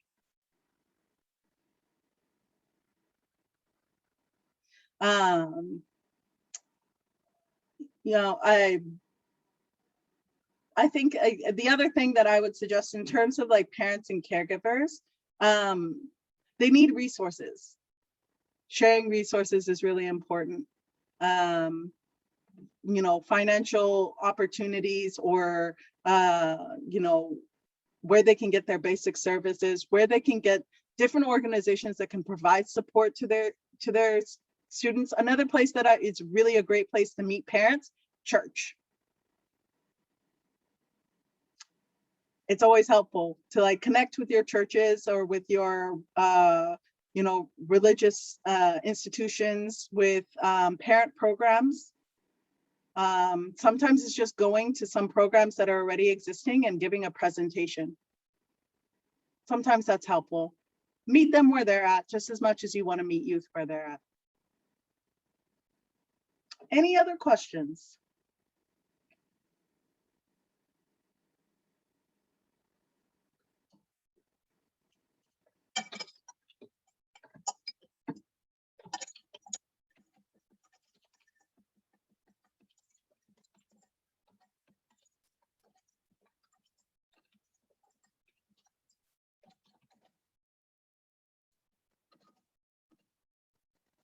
No. Well, yeah, trusting it. So I do have one request, one more request of you all. Can you please fill out our survey? It's a short evaluation just to let me know how I did. If you could just, Tristan, if you could just put that in the chat, that'd be great. 5 minutes, it's short. It would be really, really helpful. Just to let me know how I did. And also just to let us know how best we can share these resources out as well. Thank you so much, everyone. And if you want to see our reports, everything was, I know that Tristan is going to be sharing a lot of that information out with you all. But if you could just take the next 5 minutes to just fill out that survey, that would be awesome. Awesome. Thank you so much, Chantalia. Everyone, please fill out the survey. I am so impressed. I can barely talk on Zoom for like 5 minutes. So it's amazing that you're even able to present that much less to give us such rich and inspiring and detailed information and advice and content. So I know I learned a lot and we really appreciate you having you here. See, I can't even do it for a minute without messing up my words. Yeah, thank you so much. And everyone, please take some time to fill out that survey. And I will pass it over to Tristan, JFG's program director, to finish us off. Thank you so much, Jaya. Can we just do some emojis, maybe some of these, just give it up, give Chantal all of your love. That was an incredible training. We have our work cut out for us, you know, and it's really exciting too, because I love how many people showed up today in support of girls and gender expansive youth. I have had goosebumps since 9 a.m. It's incredible to see all of you here. It's incredible to have people like Chantal and organizations like Alliance for Girls at the forefront. You all, Alliance for Girls is at the forefront of this fight. They are leading the charge, and we are so excited to learn from their expertise, from their experience, to to have them as, we always refer to them as our big sisters. I don't even think they know it, but we look up to them because they're doing such incredible work in California. And we have so much to learn from them and replicate in Washington State. So this is not the last time you will hear from Chantal. We will be bringing you back, FYI, Chantal, because you're so incredible. And we will also be keeping you all updated on the work that Alliance for Girls is doing. So in addition to the incredible resources that Chantal shared, we will share ways to stay in contact with them, get on their newsletter. They send out the most powerful newsletters of the work that they're doing, and it's really amazing to see. So we'll be following up, maybe not tomorrow, but definitely by Friday with all of that information. So thank you again, Chantal. Jaya, can we give it up? Some emoji reactions, some love in the chat for Jaya, our youth facilitator this afternoon. She crushed it. She's incredible. She's been with us for so many years at the organization. She's so engaging. We just love to have our youth present. And I know that Amara was also on the call earlier and she couldn't stay very long, but we just love having our JFG Youth Program and Training Specialist here. So thank you so much, Jaya. I know you have to run to class, but thank you so much for getting us all emceed up this afternoon. So in addition to Chantal's resources, I'm going to share the resources that are on this slide. We talked about some heavy stuff today. I know that we did because of how quickly y'all finished the puzzle. So that to me signified that you are all craving self-care. So I want you all in the chat right now to put one thing that you're going to do for yourself after the conference. Just one thing, just tonight in general. You're going to take a bath, or you're going to read a book. Something that you're going to do for yourself to sit with this information, absorb it, and re-energize yourself so that you can come to work tomorrow and the next day and the next day in support of girls, because we need you. We need you. You're our leaders right now. And more puzzles. I'll share a link. Y'all can do these puzzles. You don't have to wait for Beyond Pink to do puzzles. I'll send you the link. You can do puzzles all day long. I love that. Painting nails, hot tea, going to the gym, absolutely. Bubble bath, hug my adult daughter. Whew, I'm gonna start crying. Cuddle with my dogs, make chicken, take a walk before it gets dark. I love that. Going out into the sunshine. Oh, it's your daughter's birthday, Rebecca. That's great. Happy birthday. Well, because I know the sun likes to hide really quickly this time of year, we are going to get you out of here as soon as possible. But first, I would like to also invite you to please share your feedback with us. So not only do you have Chantal's eval, but you have our eval. So maybe what you can do is, after the conference ends, do both of our evaluations and then reward yourself with that self-care. So that'll be like a nice reward. It takes 3 minutes to complete. And I think that something that Chantal said earlier really resonated about getting feedback from youth, and asking youth for feedback is a great way to start to center their voices. And you as Girl Champions, we want to hear from you as well. It is so important. We do this for you. And so if there's something that we can do to improve, please let us know. Don't hold back. We want to know how we can make this more interesting, more engaging for you. I love that we had so many states represented today. I think that I can safely say we will have an online version of Beyond Pink moving forward forever, because it's so great to unify girl serving advocates from all over the United States. So thank you for taking the time to fill out that survey. And now I want to take just 1 minute to extend my deepest gratitude to the following people who made this day possible. I'd like to thank Dr. Carolyn West for her stirring keynote this morning. If you missed it, I will send out a link. It was incredible. And definitely thank you to Chantal Hildebrand for absolutely blowing it out of the water with an incredible training. Thank you to our incredible youth speakers, our poet Savannah Parker and Sarah Khan for courageously sharing their stories and talents with us. Thank you to the JFG board, whose collective efforts guide our mission forward. Sarah, I see you. Thank you. Anne Muno, JFG's executive director and visionary leader, who brings passion, thoughtfulness, and drive to everything she does for girls in our state. Obviously, I'm going to give another shout out to Jaya Duckworth and Haley Gray, our morning youth MC. You never cease to amaze me with your profound dedication to ensuring that JFG is truly youth-led. And last but certainly not least, we would like to thank every single one of you for your tireless efforts to center the needs of girls and gender-expansive youth across the state and across the United States. Only by working together are we able to achieve our collective goals of dismantling systems of oppression, eliminating injustice, achieving racial equity, and ensuring that youth thrive in your communities across the US. So thank you so much for attending the summit today and for being youth justice champions. And the last thing that we have to do before we go, it wouldn't be a Beyond Pink without a screenshot. I love taking photos. I don't really get to do it anymore. So I have a whole folder of just these weird little Brady Bunch squares, but it brings me joy. And I go and I look at it and I think, oh, that was Beyond Pink 7. That was Beyond Pink 6 attendees. So I'm going to stop sharing my screen now.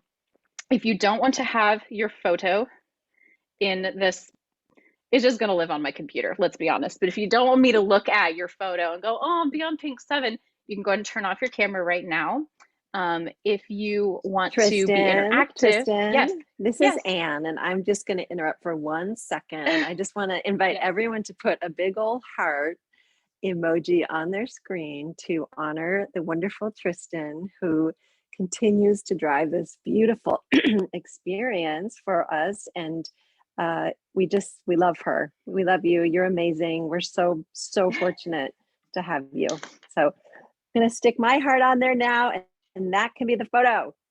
Yes, thank you so much. Oh, that was really sweet. So many hearts on the screen. Can we do it? Can we do it again? Just not for me, but because it looked really pretty. Okay, in 3, 2, 1. I'm so excited to say I have 2 more pages of this to do. 3, 2, 1. And the last page, 3, 2, 1. Yay, thank you so much, everybody. What a successful day. Thank you all for being here. Go do your self-care. Please take our evaluations, and we will see you next year at Beyond Pink 8 or hopefully sooner. So thank you all. Take care. Bye.